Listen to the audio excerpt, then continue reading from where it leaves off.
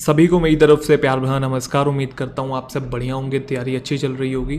तो आज के सेशन में हम लोग बात करने वाले हैं 100+ फिलर्स के क्वेश्चंस के बारे में। ये जितने भी क्वेश्चंस हैं सारे प्रीवियस ईयर एग्जामिनेशन में ऑलरेडी आ चुके हैं। आज इनका हम डिटेल्ड एनालिसिस करने वाले हैं। डिटेल्ड एनालिसिस का मतलब है कि जो आपका आंसर होगा उसको तो जानेंगे कि वो आंसर क्यों है, लेकिन उसके अलावा जो बाकी बचे ऑप्शंस हैं जो कि आंसर नहीं है उनका रीज़न भी जानेंगे, उनका लॉजिक भी जानेंगे कि वो आंसर क्यों नहीं है, क्योंकि उससे आपकी अंडरस्टैंडिंग बढ़ेगी। और अंडरस्टैंडिंग का जो डायरेक्ट रिलेशन होता है वो हमारी एक्यूरेसी से होता है और वही सबसे ज़्यादा मैटर करती है। तो 100 से ज़्यादा प्रैक्टिस क्वेश्चंस हम लोग करने वाले हैं फिलर्स के। इस वीडियो को मैंने 2 पार्ट्स के अंदर डिवाइड किया है। 2 पार्ट्स मतलब एक ही वीडियो को एक ही क्लास है ये, मतलब 2 कैटेगरीज में डिवाइड किया है। पहले जो 52 क्वेश्चंस होंगे वो एसएससी एग्जामिनेशन के हैं, चाहे आप किसी भी एग्जाम के प्रिपरेशन कर रहे हो। सीजीएल है, सीएचएसएल है, सीपीओ है, स्टेनो, एमटीएस। क्योंकि बच्चे जनरली पूछते हैं सर ये इसके लिए एप्लीकेबल है क्या, सर ये इसके लिए वो वीडियो देख सकते हैं क्या, उस वाले एग्जाम के लिए देख सकते हैं क्या। अरे भाई जब एसएससी एग्जामिनेशन लिख दिया तो उसके अंदर सारे आ गए ना, तो मुझे कभी कभी स्पेसिफाई करके बताना पड़ता है कि भाई ये सबके लिए है। दूसरी जो इसकी कैटेगरी है डिफेंस एग्जामिनेशन की, अगले जो 52 क्वेश्चन है 52 क्वेश्चंस वो मैंने डिफेंस एग्जामिनेशन के, डिफेंस मतलब NDA, CDS, AFCAT, CAPF और आईएएफ में जैसे XY ग्रुप है, सभी एग्जामिनेशंस के लिए यूजफुल है। अच्छा, मैं आपको एक चीज़ और बताना चाहता हूँ कि जैसे 52 क्वेश्चंस करते दिए 104 क्वेश्चन है, लेकिन इनके लेवल में ज़्यादा डिफरेंस नहीं है। एसएससी एग्जामिनेशन और डिफेंस एग्जामिनेशन में बस 19-20 का फ़र्क है लेवल में। तो 19-20 का फ़र्क कोई बहुत ज़्यादा फ़र्क नहीं हो जाता। तो आप 1% भी ये मत सोचिएगा मैं तो एसएससी एग्ज़ाम की प्रिपरेशन कर रहा हूँ, मुझे तो बैंक डिफेंस वाले करने की क्या ज़रूरत है, मुझे तो ये करना ही नहीं चाहिए। या डिफेंस वाला ये ना सोचे कि एसएससी वालों से मेरा क्या लेना देना। 19-20 का फ़र्क है। तो मतलब आपको सभी को, जो भी एसएससी और डिफेंस की तैयारी कर रहे हैं, सभी को सारे के सारे 104 के 104 क्वेश्चंस लगाने हैं। बैंक एग्जामिनेशन का लेवल अलग होता है, उसके लिए मैं अलग वीडियोस बनाऊंगा। ठीक है, क्लियर? चलिए शुरुआत करते हैं। पीडीएफ जो है मैं भिजवा दूंगा आपको इसकी टेलीग्राम चैनल में, आप लोग ज्वाइन कर लीजिएगा। तरुण ग्रोवर इंग्लिश नीचे नाम लिखा ही हुआ है। ठीक है, और बस शुरुआत करते हैं, फिर कहानी आगे बढ़ाते हैं। तो पहले शुरुआत करते हैं एसएससी के 52 क्वेश्चंस।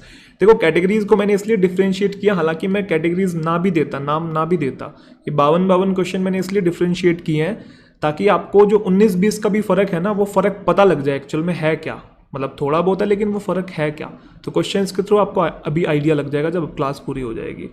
साथ साथ भी क्वेश्चंस बनाते चलिएगा। ठीक है, ट्राई कीजिएगा खुद बनाने की। स्लाइड्स आपके सामने आती जा रही हैं, जैसे ही स्लाइड आए वीडियो को पॉज कीजिए, हाथों हाथ बनाइए और फिर अपने आंसर को वेरीफाई कीजिए जो मैं एनालिसिस दे रहा हूँ आपको। ठीक है, चलिए आई होप आपने इस स्लाइड को सॉल्व कर लिया होगा। चलिए इनके आंसर्स को समझते हैं। पहला क्वेश्चन आपके सामने है, I like both T and coffee but prefer the dash. आप ध्यान से देखेंगे कि यहाँ पे टी और कॉफ़ी 2 की बात हो रही है, 2 चीज़ें हैं यहाँ पे। जो लीस्ट होता है ये सुपरलेटिव डिग्री होता है, ये 2 से ज़्यादा के लिए आता है, मतलब ये वाला गलत हो गया। दूसरा, ये वाले लेटर का मतलब होता है LATR, इसका मतलब बाद में। यहाँ पे बाद में का सेंस नहीं देना है, हमें ये बताना है कि टी और कॉफ़ी में मुझे बाद वाला पसंद है, और 2 में से बाद वाले के लिए हम टर्म यूज़ करते हैं लेटर। सर लास्ट क्यों नहीं हुआ? लास्ट एक्चुअल में 2 से ज़्यादा के लिए हम लोग यूज़ करते हैं, मैंने आपको पढ़ाया है। फॉर्मर लेटर 2 के लिए यूज़ होता है और फर्स्ट और लास्ट 2 से ज़्यादा के लिए यूज़ होता है, इसलिए ये भी नहीं होगा, ये भी नहीं और ये भी नहीं। ठीक है, he tried to dash my ring, तो उसने मेरी रिंग को ये करने की कोशिश की। तो टू के बाद वर्ब की फर्स्ट फॉर्म चाहिए, तो रिंग को चुराने की कोशिश की, ये वाला स्टील आना चाहिए, फॉल्ट आंसर है। स्टील, स्टोल, स्टोलन, ये तीसरी फॉर्म इसकी होती है, तीनों फॉर्म बनती है स्टील, स्टोल, स्टोलन।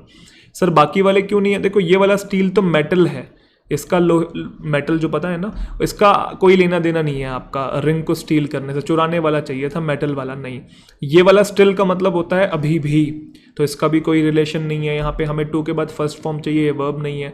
और ये है स्टाइल। स्टाइल का क्या मतलब होता है? जैसे आपके सामने कोई दीवार है, आप दीवार पे चढ़ के जब दूसरी साइड पे नहीं चले जाते, एक जगह से दूसरी जगह पे आप जा रहे हो दीवार पे चढ़ के, तो वो चढ़ने के एक्शन को हम लोग स्टाइल कहते हैं। मतलब स्टेप लेना, एक तरीके का आगे बढ़ना, पैरों को ऐसे ऊपर करके दूसरी साइड कूद जाना, उसको स्टाइल कहते हैं। उसका भी वहाँ कोई रिलेशन नहीं है, इसलिए यहाँ पे स्टील आंसर हुआ, STEAL।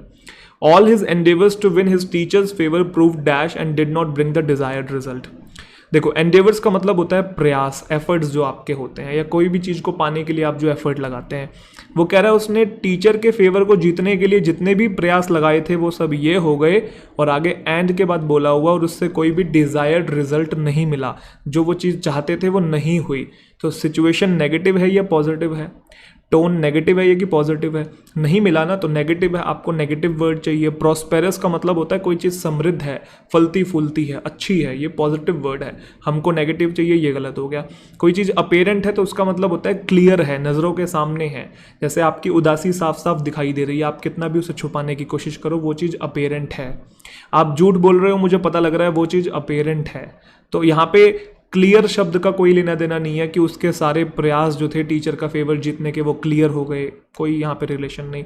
दूसरा परपेचुअल का मतलब होता है something which is never ending, लगातार कोई चीज़ जो होती है, जैसे परपेचुअल प्रॉब्लम्स ऑफ मनी है ना, परपेचुअल मतलब नेवर एंडिंग, तो यहाँ पे नेवर एंडिंग का भी रिलेशन नहीं है। फ्यूटाइल आंसर क्यों हुआ, क्योंकि फ्यूटाइल का मतलब होता है कोई चीज़ के डिज़ायर्ड रिजल्ट नहीं मिले हैं, मतलब ख़राब हो गई है, बर्बाद हो गई है, मतलब आपने कोई एफर्ट लगाया और उसका कोई रिजल्ट नहीं मिला, उसको फ्यूटाइल बोलते हैं। तो यहाँ पे एफर्ट ही तो लगाए गए हैं ना, कि टीचर का फेवर विन करने के लिए एंडेवर्स लगाए हैं, एफर्ट्स लगाए हैं और वो फ्यूटाइल है, मतलब ख़राब हो गए, क्योंकि आगे लिखा हुआ है did not bring the desired result, जो चाहते थे वो नहीं हुआ, इसलिए ख़राब हो गए हैं एफर्ट्स, तो फ्यूटाइल आंसर आना चाहिए। आई होप आपको क्लियरली समझ में आ रही हैं चीज़ें, यस और नो।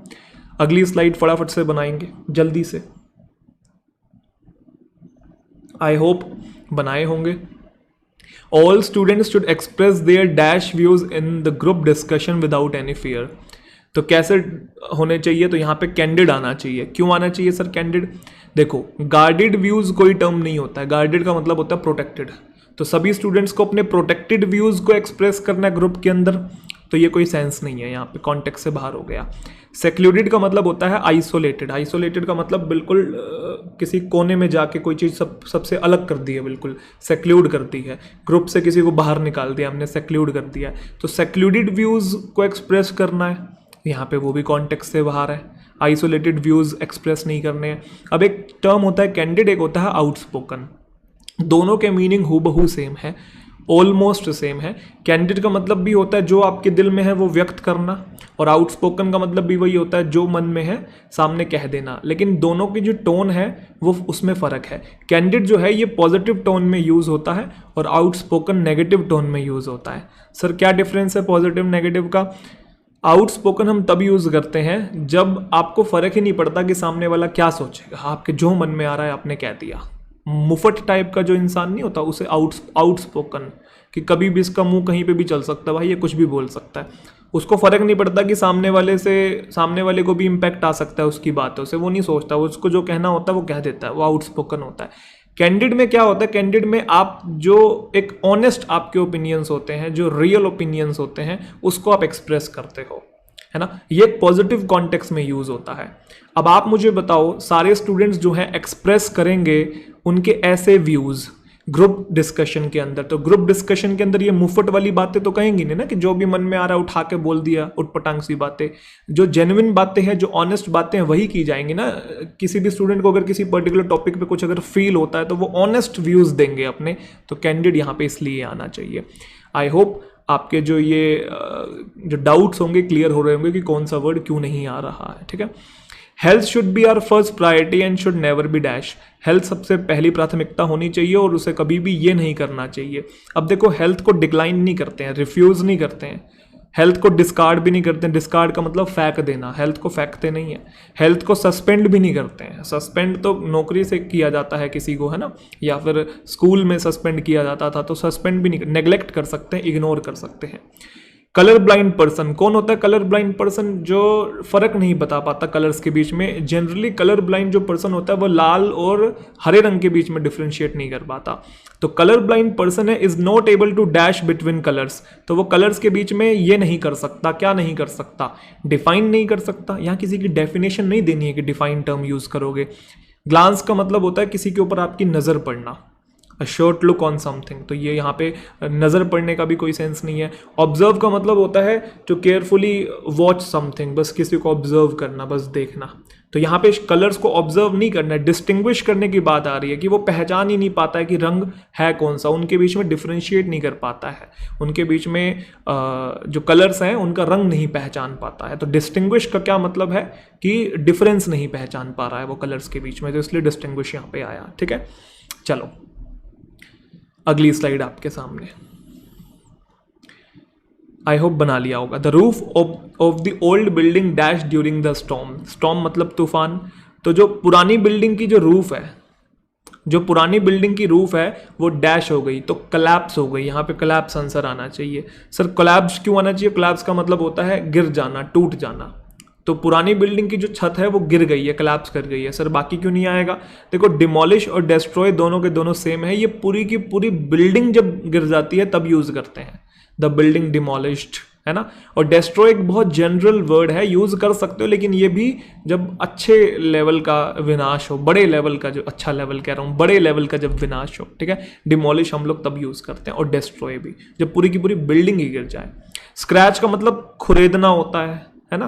तो जैसे नाखूनों से हम लोग स्क्रैच करते हैं, तो बिल्डिंग की जो रूफ है वो स्क्रैच कैसे करेगी? कोलैप्स का मतलब गिर गई है जब तूफान आया तो कोलैप्स। जैसे फ्लाईओवर कोलैप्स कर जाता है, फ्लाईओवर गिर जाता है, तो हम कोलैप्स टर्म का यूज करते हैं। कोलैप्स का मतलब वैसे फेंट हो जाना, बेहोश हो जाना भी होता है। कभी कभी जब हमें बहुत ज़्यादा गर्मी लग रही होती है, बेहोश हो जाते हैं हम लोग, है ना, अनकॉन्शियस हो जाते हैं। She dash how the musician had perform the rope trick. वो ये हो गई कि जब उसने देखा कि म्यूजिशियन ने परफॉर्म किया है रोप ट्रिक को, मतलब जब उसने ट्रिक को परफॉर्म किया म्यूजिशियन ने, तो उसको देख के वो ये हो गई, क्या हो गई? पजल हो गई, कंफ्यूज हो गई, हो सकता था। लेकिन बिविल्डर्ड का मतलब भी यही होता है, कंफ्यूज हो जाना।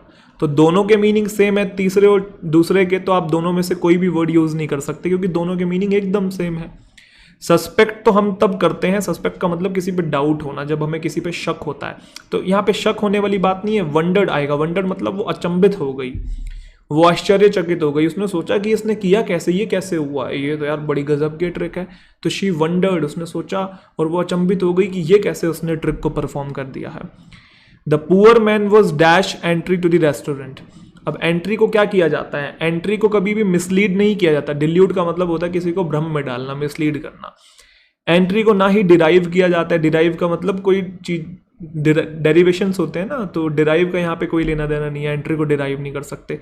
डिवॉइड का मतलब होता है लैक, कमी होना, और इसके साथ ऑफ प्रेपोजिशन फिक्स्ड होता है। Devoid of something, lack of something, हम लोग ऐसा यूज करते हैं, पढ़ते हैं, और आगे ऑफ है नहीं। और डिवॉइड का मतलब कमी भी होता है। तो पुअर मैन को एंट्री की कमी हुई, कोई सेंस नहीं है, एंट्री डिनाई की गई, मना किया गया, तुम अंदर नहीं आ सकते हो, ठीक है। चलिए अगले बनाएंगे फटाफट से।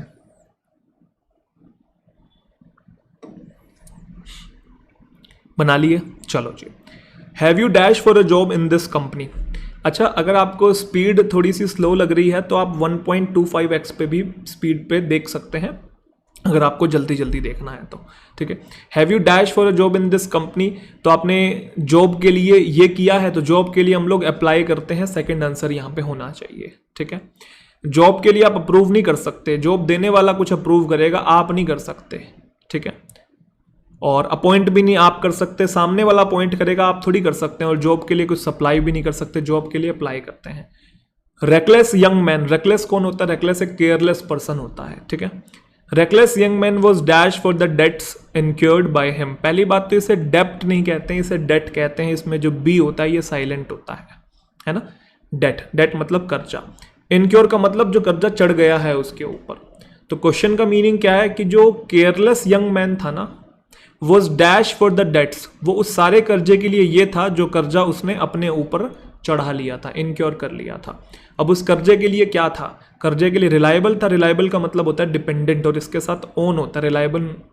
रिलायबल ऑन समथिंग, है ना। नहीं सॉरी, इसके साथ ओन यूज नहीं करते, वो डिपेंड के साथ यूज करते हैं। रिलायबल तो एक एडजेक्टिव के कॉन्टेक्स्ट में यूज होता है, रिलायबल पर्सन, है ना, रिलायबल मैन, इसके साथ ओन यूज नहीं करते हैं। लेकिन यहाँ पे रिलायबल नहीं आएगा, क्यों? क्योंकि केयरलेस यंग मैन रिलायबल था, मतलब ट्रस्टवर्दी पर्सन था डेट के लिए जो उसने अपने ऊपर चढ़ा लिया था। यहाँ कोई सेंस नहीं है, रिलायबल को हटा देते हैं। ऑडेशियस मतलब बोल्ड, बोल्ड मतलब थोड़ा सा दमदार इंसान का, दबंग टाइप का इंसान। दबंगई का भी कर्जे से कोई लेना देना नहीं है। सस्पिशियस का मतलब होता है डाउटफुल, शक होना किसी चीज़ को लेके कुछ गलत हो रहा है। तो कर्जे के लिए सस्पिशियस था, ये भी आउट ऑफ कॉन्टेक्स्ट है। लायबल था, लायबल का मतलब होता है कि आपकी लीगल रिस्पॉन्सिबिलिटी होना किसी चीज़ की।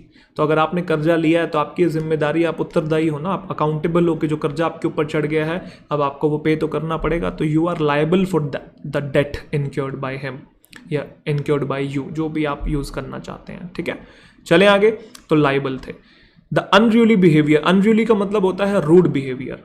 या फिर डिसऑर्गेनाइज्ड बिहेवियर, जैसे टीचर जब क्लास से 5 मिनट के लिए चला जाता है तो बच्चे ऐसे पागल हो जाते हैं, बावले हो जाते हैं, इधर भाग रहे हैं उधर भाग रहे हैं अपनी मस्ती में, बैग भगा भगा के फेंक रहे हैं एक दूसरे के ऊपर, है ना।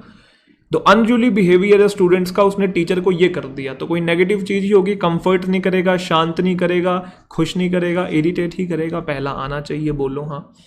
चलिए जी अगली स्लाइड, आई होप बना लिया होगा, समझते हैं। She was loved by her employees for her dash, she was loved by her employees, उसके एम्प्लॉयज उसे बड़ा प्यार करते थे उसकी इस चीज के लिए। तो कोई पॉजिटिव चीज के लिए प्यार करेंगे तो मेलेवलेंस का मतलब होता है नेगेटिव इंटेंशन। मेल शब्द पढ़ा है ना रूट वर्ड के अंदर, मैंने आपको बताया था, मेलेवलेंट, मेलेवलेंस, बैड इंटेंशन, एविल इंटेंशन। बेनेवलेंस होता है काइंडनेस, कंपैशन उसको बोलते हैं, जो दयालुपन क्या होता है, दयालुपन ना जो आपके अंदर होता है, ठीक है। और क्या बोलते हैं, दूसरा है कंडोलेंस, ये मैंने सब पढ़ाए हुए हैं। कंडोलेंस में डोल रूट वर्ड, कंडोलेंस का मतलब सहानुभूति, इंसोलेंस का मतलब होता है बेइज्जती एक तरीके की, ठीक है। तो उसको लव किया गया उसके एम्प्लॉयज के द्वारा उसकी इस चीज के लिए, ना बेइज्जती के लिए, ना सहानुभूति के लिए, काइंडनेस के लिए, कंपैशन के लिए, ठीक है। Minister gave and dash that strict action would be taken against the culprits. तो मिनिस्टर ने ये दिया, ये कहा कि स्ट्रिक्ट एक्शन लिया जाएगा दोषियों के खिलाफ। तो मिनिस्टर ने क्या दिया, एम्बिशन दिया, गोल दिया, कोई इंश्योरेंस दिया, एश्योरेंस दिया। एश्योरेंस मतलब इस बात का दिलासा दिया, दिलासा तो नहीं कहूंगा, एक तरीके से मेक श्योर करने के लिए कहा कि हम लेंगे एक्शंस, है ना, सुनिश्चित किया इस चीज को, ठीक है। मिनिस्टर गिवन एश्योरेंस कि तुम टेंशन मत लो, हम स्ट्रिक्ट एक्शन लेंगे उसके अगेंस्ट, ठीक है। किसी को एश्योर करना मतलब किसी को प्रॉमिस करना कि डोंट वरी मैं ये कर दूंगा ये चीज, ठीक है। आपको मैं एक चीज बता देता हूं, कुछ बच्चे परेशान रहते हैं। एक टर्म होता है एश्योर, एक टर्म होता है एंश्योर, और एक होता है इंश्योर। तो ये INSURE है, ये तो आपका इंश्योरेंस से रिलेटेड है, किसी का इंश्योरेंस करना। टू एंश्योर समथिंग, EN वाला, इसका मतलब होता है किसी चीज को सुनिश्चित करना कि ये चीज हो। और एश्योर का मतलब होता है किसी को प्रॉमिस करना कि आप वो चीज करोगे उसके लिए। तो मिनिस्टर ने एश्योरेंस दिया, दिलासा ही बोलते हैं शायद हिंदी में, मुझे एग्जैक्ट वर्ड ध्यान नहीं आ रहा क्या बोलते हैं, ठीक है। आई होप लेकिन आप कॉन्टेक्स्ट समझ गए। There are dash errors in your assignment, आपके असाइनमेंट में डैश एरर्स हैं। एरर्स नाउन है, उसको मॉडिफाई करने के लिए आपको एडजेक्टिव चाहिए।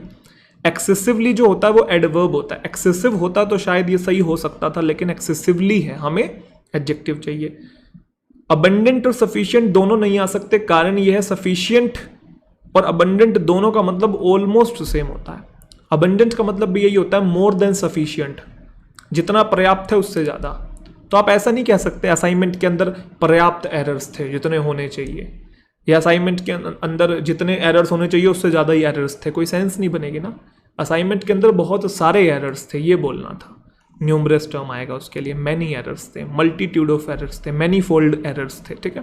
तो सफिशिएंट और अबंडेंट आई होप आपको समझ में आ गया क्यों नहीं आया, क्योंकि इसका मतलब होता है मोर देन सफिशिएंट अबंडेंट का, कि जितने होने चाहिए थे एरर उससे ज़्यादा थे। अरे एरर होने ही क्यों चाहिए थे असाइनमेंट में, ये कोई बात थोड़ी बनी है, जितने होने चाहिए थे उससे ज़्यादा थे। एरर्स तो होने ही नहीं चाहिए, तो बस सिंपली ये बोलना था कि बहुत सारे एरर्स थे यार, ठीक है। चल बनाओ भाई इनको जल्दी से, बीच बीच में मैं पानी पीता रहूँगा। कुछ कुछ बच्चे सवाल करते हैं कमेंट सेक्शन में, सर आप ये बीच बीच में क्या गटकाते रहते हो, तो भाई बस पानी है, ठीक है, और कुछ भी नहीं है। चलो, there is a dash growth of flowers in tropical countries, बहुत इंपॉर्टेंट क्वेश्चन है, बड़ा अच्छा क्वेश्चन है।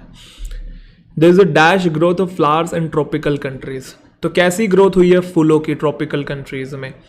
प्लेंटी बोल सकते थे, अगर प्लेंटी ऑफ होता तो प्लेंटी ऑफ ग्रोथ ऐसा बोलते हैं, प्लेंटी ग्रोथ कोई टर्म नहीं होता है, ठीक है। पावरफुल, फूलों की ग्रोथ के लिए पावरफुल टर्म नहीं यूज कर सकते हैं। पायस का मतलब होता है धार्मिक, तो धार्मिक ग्रोथ नहीं होती है। लग्जूरियंट, लग्जूरियंट का क्या मतलब होता है, बहुत ज़्यादा घनी ग्रोथ हुई है। सुना है आपने लग्जूरियंट टर्म। लग्जूरियंट बेसिकली वेजिटेशन, पेड़ पौधे फूल पत्तियों के लिए यूज करते हैं, जो रिच होती है या फिर प्रोफ्यूज होती है ग्रोथ में। लश एरिया होता है ना, हरा भरा बिल्कुल घना, उसको हम बोलते हैं लग्जूरियंट। एक टर्म होता है लग्जूरियस, कुछ बच्चे उस टर्म को इससे कंफ्यूज कर लेते हैं। लग्जूरियस का मतलब होता है रिच, लेविश, वो खर्चीले से रिलेटेड है, शानो शौकत से रिलेटेड है। मैग्निफिसेंट वो अलग चीज है। अच्छा, इसमें एक टर्म है एडोन। एडोन का मतलब होता है किसी को सजाना, to make something more attractive. और एक है एजोन। एजोन का मतलब होता है टेम्परेरली खत्म कर देना किसी मीटिंग को, या कोई केस या मुकदमा चल रहा है, ट्रायल उसको बोलते हैं, उसको खत्म कर देना। क्वेश्चन पे आते हैं, अगले क्वेश्चन पे। जो ब्यूटीफुल रेड रोजेज हैं उसने दुल्हन के बालों को ये किया है, तो उसकी वजह से दुल्हन के बाल सज सवर गए होंगे ना, तो अडोन आना चाहिए। यूँ नहीं कि गुलाब के फूलों ने अट्रैक्ट किया है दुल्हन के बालों को, कोई सेंस नहीं बनेगा। एल्योर का मतलब भी अपनी तरफ किसी को मोहित कर लेना, तो ऐसा भी नहीं बोल सकते कि गुलाब के फूलों ने दुल्हन के बालों को मोहित कर लिया। एडोन का मतलब मैंने बताया खत्म कर देना, किसी मीटिंग को लेना देना नहीं है। एडोन आएगा। एडोन का मतलब सजा दिया है दुल्हन के बालों को। The speaker dash the audience with his fine speech. बहुत बढ़िया स्पीच देके ऑडियंस को स्पीकर ने ये कर लिया। क्या कर लिया? अरे बढ़िया स्पीच होगी, डिप्रेस थोड़ी करेगा। और ऑडियंस को एक्सप्रेस कैसे करेगा? स्पीच को एक्सप्रेस कर सकता है, ऑडियंस को थोड़ी कर सकता है। और ना ऑडियंस को सप्रेस कर सकता है। सप्रेस का मतलब दबाना। इम्प्रेस करेगा। ठीक है जी, चले चलो बताओ भाई अगलों का। बनाओ। Do you want to dash to Reader's Digest magazine. तो किसी भी मैगजीन को हम लोग सब्सक्राइब करते हैं, ये बात ध्यान रखिएगा। या किसी भी सर्विसेज को, जैसे यूट्यूब पे आप लोग चैनल को सब्सक्राइब करते हैं और मेरी सर्विसेज आप लोग ले रहे हैं, ठीक है। तो ऐसी रीडर्स डाइजेस्ट मैगजीन है, नाम है, तो उसको सब्सक्राइब करने की बात हो रही है, उसकी सर्विसेज अवेल करने की बात हो रही है। सर बाकियों की मीनिंग क्या है? Transcribe, describe, prescribe. डेस्क्राइब का तो पता है आपको। ट्रांसक्राइब का मतलब होता है रिकॉर्ड को लिखना, टू रिकॉर्ड समथिंग रिटन और spoken by writing it down. ठीक है, किसी चीज को रिकॉर्ड कर लेना लिख के। जैसे recordings of conversations are transcribed and entered into the database. जो भी कॉन्वर्सेशन हुई थी आपके और मेरे बीच में, मान लो कोई बैठा है, तो उस कॉन्वर्सेशन को लिख लिया, ट्रांसक्राइब कर लिया। आपने बहुत बार देखा होगा जर्नलिस्ट जो होते हैं एक कॉपी पेन लेके हाथ में बैठते थे पहले, और एक टेप रिकॉर्डर होता था, तो वो सामने वाला जो बोल रहा था उसे ट्रांसक्राइब कर ले, रिकॉर्ड कर लेना किसी चीज को। ठीक है। पायनियर एक टर्म है, सीख लेते हैं वोकैबुलरी पहले इसमें जो अभी आने वाली है क्वेश्चंस में। पायनियर एक टर्म है, इसका मतलब a person who is one of the first people to do something. मतलब सबसे पहले जिसने जो चीज की है उसे पायनियर कहते हैं। जैसे सबसे पहला हार्ट सर्जन जो होगा उसे पायनियर हार्ट सर्जन बोलेंगे, विश्व का सबसे पहला। ऐसे पायनियरिंग का क्या मतलब है? Using ideas and methods that have been used before, that have never been used before, I am sorry, कि मतलब कोई नए और ऐसे नोवल आइडियाज़ को यूज़ करना जो पहले कभी यूज़ नहीं किए गए हैं, सबसे पहले आपने यूज़ किया, तो वो एक रिलेटेड ही है पायनियर और पायनियरिंग। पायनियरिंग टेक्निक का मतलब ऐसी टेक्निक्स जो पहले कभी यूज़ नहीं की गई हैं, सबसे पहले आपके द्वारा यूज़ की गई हैं। तो do you want to subscribe to Reader's Digest magazine आएगा। ठीक है। ट्रांसक्राइब का मतलब रिकॉर्ड नहीं करना है, डिस्क्राइब नहीं करना है मैगजीन को। और प्रेस्क्राइब का तो सलाह देना होता है, डॉक्टर प्रेस्क्राइब करता है ना, मेडिसिन की प्रिस्क्रिप्शन देता है कि ये खानी चाहिए, दिन में ये खानी है, शाम में ये, रात में ये, तो वो प्रेस्क्राइब का भी यहाँ कोई लेना देना नहीं है। Your demands are bound to lead to dash in the family. आपकी जो डिमांड्स है ना, उससे ये चीज हो जाएगी फैमिली में। बाउंड टू का मतलब कि होगी ही होगी। क्या हो जाएगी? तो टू यहाँ पे ध्यान रखिएगा, टू के बाद आपको फर्स्ट फॉर्म नहीं लिखनी है, लीड टू समथिंग। यहाँ पे टू फिक्स्ड प्रेपोजिशन है, लीड टू। और जब प्रेपोजिशन होता है तो बेटा प्रेपोजिशन के बाद हम नाउन या प्रोनाउन यूज करते हैं, इस बात को याद रखिएगा। तो your demands are bound to lead to dash, तो आपकी डिमांड की वजह से ना डिस्कॉर्ड होगा। डिस्कॉर्ड का मतलब डिसएग्रीमेंट होगा फैमिली में, क्योंकि इतनी डिमांड करोगे तो डिसएग्रीमेंट, तो मतभेद तो होना ही होना है। सर बाकी क्यों नहीं होगा? डिमांड की वजह से एब्सेंस होगी, इसका कोई लेना देना नहीं है। डिमांड की वजह से बैरियर होगा, कोई सेंस नहीं है। बैरियर मतलब रुकावट, रुकावट से बढ़िया तो फिर ये है असहमति, क्योंकि फैमिली के मेंबर्स के बीच में असहमति ज़्यादा अप्रोप्रिएट है, बैरियर नहीं है। और डिक्रीज तो वैसे भी वर्ब की फर्स्ट फॉर्म है, हमें तो नाउन चाहिए ना, लीड टू, क्योंकि ये टू के बाद फर्स्ट फॉर्म जो आया है ये इन्फिनेटिव है, और ये जो टू आया है ये फिक्स्ड प्रेपोजिशन है ना। Bound to lead, bound to do, bound to do, bound to lead, तो ये टू प्लस फर्स्ट फॉर्म है। और ये जो टू आया है ये फिक्स्ड प्रेपोजिशन है। फिक्स्ड प्रेपोजिशन है तो आपको नाउन चाहिए, ये सुनना। आई होप समझ में आ गया होगा। ठीक है, तो क्या बना यहाँ पे? डिस्कॉर्ड बना। और देखते हैं। My cousin study on the reading habits of school children across 3 states has been recognised as a dash piece of research. जो कजन की स्टडी है किस चीज के ऊपर? स्कूल चिल्ड्रन की रीडिंग हैबिट्स के ऊपर। कहाँ पे हुई है? 3 states में हुई है। उस स्टडी को रिकॉग्नाइज किया गया है, एक्सेप्ट किया गया है एक डैश पीस ऑफ रिसर्च की तरह। तो किसी चीज़ को आप रिकॉग्नाइज करते हो तो वो अच्छी चीज़ होती है, नेग्लिजेंट और यूजलेस नहीं होती है। पायनियरिंग आएगा, पायनियरिंग मतलब ऐसी रिसर्च है जो पहले कभी नहीं की गई है, जैसा अभी हम मीनिंग देख के आए थे। और प्राउड पीस ऑफ रिसर्च कोई टर्म नहीं होता, पायनियरिंग पीस ऑफ रिसर्च कह सकते हैं जो पहले कभी नहीं की गई है। चलिए अगले क्वेश्चंस आपके सामने, आई होप बना लिए होंगे, वीडियो को पॉज करके बनाइएगा, ऐसे तो बन ही नहीं पाएंगे भाई। चले, तो suzerainty is having political control over a dash state. सबसे पहले तो आपको यही डाउट हो रहा होगा, डिलेमा आ रही होगी, सर ये सुजरेनिटी क्या है। तो सुजरेनिटी समझने की कोशिश करते हैं। ये एक नाउन है, इसका मतलब the right of one country to partly control another country. आपके पास अधिकार है एक देश के पास कि आप दूसरे देश के ऊपर अपना कंट्रोल हासिल कर लें। जैसे कि मान लो कि कोई एक्स देश है, वो सक्षम नहीं है, बहुत ज़्यादा सक्षम नहीं है, मिलिट्री उनका बड़ा वीक है या कुछ चीज़ें उनकी वीक हैं देश के अंदर, तो ये क्या करता है, वाई देश को, थोड़े उससे बड़े देश को, थोड़े विकसित देश को पावर दे देता है कि आप वॉर के टाइम पे, जंग के टाइम पे अगर कोई दूसरा हमारे ऊपर अटैक करता है तो हमारी जगह आपकी मिलिट्री आएगी, या हमारी मिलिट्री तो आएगी, साथ साथ आपकी मिलिट्री भी आएगी हमारे देश को बचाने के लिए। तो इस वाले देश ने इस वाले देश को अधिकार दिया है कंट्रोल करने का अपने ऊपर। तो इस पूरे सिनेरियो को, इस पूरी सिचुएशन को हम लोग सुजरेनिटी कहते हैं कि अधिकार है एक कंट्री के पास दूसरी कंट्री को पार्टली मतलब आधा कंट्रोल, क्योंकि पूरा कंट्रोल करोगे तो फिर वो कंट्री थोड़ी रही। इंटरनल मैटर्स ये कंट्री खुद देखेगी, एक्सटर्नल का अधिकार दूसरे को दे देती है। तो ऐसी सिचुएशन को हम लोग सुजरेनिटी कहते हैं, ठीक है। तो सुजरेनिटी एक का क्या मतलब है, इसका मतलब है कि पॉलिटिकल कंट्रोल का होना एक दूसरे स्टेट के ऊपर। सबसे पहली बात तो मैं बताना चाहता हूं, बहुत बच्चे स्टेट को लेकर बड़ा कंफ्यूज होते हैं। स्टेट का मतलब राज्य होता है, वो हम सब जानते हैं। स्टेट का मतलब किसी दूसरे देश की सरकार भी होती है और किसी देश को भी हम लोग स्टेट कहते हैं। तो सुजरेनिटी का मतलब है कि पॉलिटिकल कंट्रोल होना एक दूसरे डैश स्टेट के ऊपर। तो कैसे स्टेट के ऊपर, बैकवर्ड स्टेट के ऊपर, बैकवर्ड स्टेट नहीं, डिपेंडेंट स्टेट, क्योंकि वो उस पर डिपेंडेंट है। अभी मैंने बताया ना, ये वन वर्ड सब्स्टिट्यूशन का क्वेश्चन है। बैकवर्ड स्टेट के ऊपर पॉलिटिकल कंट्रोल नहीं होता सुजरेनिटी, डिपेंडेंट स्टेट के ऊपर होता है, क्योंकि वो उस पर डिपेंड है, इसलिए उसने अधिकार दिया है। यूनिफाइड स्टेट के ऊपर कैसे कंट्रोल, यूनिफाइड तो मतलब एक साथ, एकजुट है तो खुद ही सक्षम होगा, तो कंट्रोल दे ही क्यों रहा है। और डेमोक्रेटिक का मतलब भी है एक तरीके से अपने आप में सक्षम है, इंडिपेंडेंट है। डेमोक्रेसी का मतलब भी वही होता है कि वहाँ के जो नागरिक है और जो पूरी देश की सरकार है वो सक्षम है अपने हिसाब से चलने के लिए। तो डेमोक्रेटिक स्टेट पे कंट्रोल नहीं होता, डिपेंडेंट स्टेट पे, डिपेंडेंट देश पे कंट्रोल होता है, उसको सुजरेनिटी कहते हैं। चलो, the popular leader is remarkable for the way in which he dash the qualities of a good politician and a world class thinker. कह रहा है पॉपुलर लीडर जो होता है ना, वो रिमार्केबल क्यों होता है। रिमार्केबल मतलब बहुत बढ़िया क्यों होता है, वो इसलिए होता है क्योंकि वो गुड पॉलिटिशियन की क्वालिटीज को ये करता है और एक वर्ल्ड क्लास थिंकर की क्वालिटीज को ये करता है, इसलिए उसे पॉपुलर लीडर कहते हैं। क्या करता है, क्वालिटी को कंट्रोल नहीं किया जा सकता, क्वालिटी को कंडीशन नहीं किया, क्वालिटी प्रदर्शित करता है, दिखाता है कि मेरे अंदर है ये बात। और पोर्ट्रेट का मतलब तो चित्र होता है, किसी की पिक्चर या फोटो होती है। पोर्ट्रेट का यहाँ कोई लेन देन नहीं है, सब्जेक्ट लिखा ही, हमको वर्ब चाहिए था, वो भी सिंगुलर, शोज यहाँ पे सिंगुलर वर्ब है।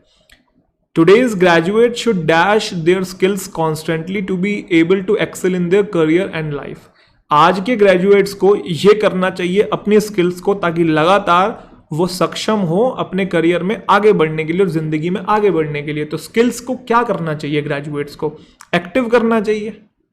एक्टिव कैसे कर सकते हैं, स्किल्स को कैसे एक्टिव करेंगे। डाइल्यूट का मतलब होता है प्रदूषित करना, स्किल्स को प्रदूषित नहीं करते, स्किल्स को मोटिवेट भी नहीं करते, एनकरेज भी नहीं करना, स्किल्स को अपग्रेड करना है, उनका लेवल बढ़ाना है, स्किल्स बढ़ानी है, तो इसलिए यहाँ पे अपग्रेड आना चाहिए। या सुनो, समझ में आ रही हैं चीज़ें। आई होप सब कुछ धीरे धीरे क्लियर हो रहा होगा। क्वेश्चंस करने की जो टेक्निक्स हैं आपको पता लग रही होंगी, जो आंसर नहीं है वो क्यों नहीं है, उससे आपकी अंडरस्टैंडिंग बढ़ रही होगी। इसलिए मैं कहता हूँ कि जो आंसर है वो तो जानना ही है, जो नहीं है वो ज़्यादा ज़रूरी है, क्योंकि गलत चीज़ों से ही आप सही पे पहुँचोगे। जितना आप गलत को जानोगे, धीरे धीरे अपने आप ही आपको पहचान में आने लग जाएगी ये चीज़ गलत है और ये चीज़ सही है। हम बस क्या करते हैं, क्वेश्चन का आंसर देखते हैं, बस ये वाला आंसर है, उसका रीज़न जानते हैं और आगे बढ़ जाते हैं। ये सबसे गलत अप्रोच है क्वेश्चन को अटेम्प्ट करने की, ठीक है। तो इसलिए ऐसे क्वेश्चंस को हम लोग कहते हैं डिटेल्ड एनालिसिस है। एक एक चीज़ को जहाँ से क्वेश्चन शुरू हुआ और जहाँ पे ख़त्म हुआ, जब तक उसकी सारी बातें ना जान ले तब तक आगे बढ़ने का फ़ायदा नहीं है। ज़्यादातर स्टूडेंट्स नंबर ऑफ क्वेश्चंस पे ध्यान देते हैं, ज़्यादा से ज़्यादा क्वेश्चन लगाऊं, ज़्यादा से ज़्यादा, लेकिन ज़्यादा से ज़्यादा लगाने में कुछ नहीं होगा।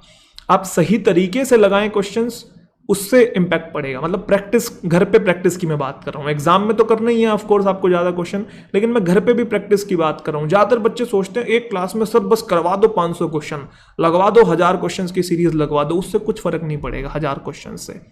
अगर आप जल्दी जल्दी से घास काटते हुए आप उन 1000 क्वेश्चंस को कर रहे हो तो उससे आपकी अंडरस्टैंडिंग में 1% भी फर्क नहीं पड़ेगा।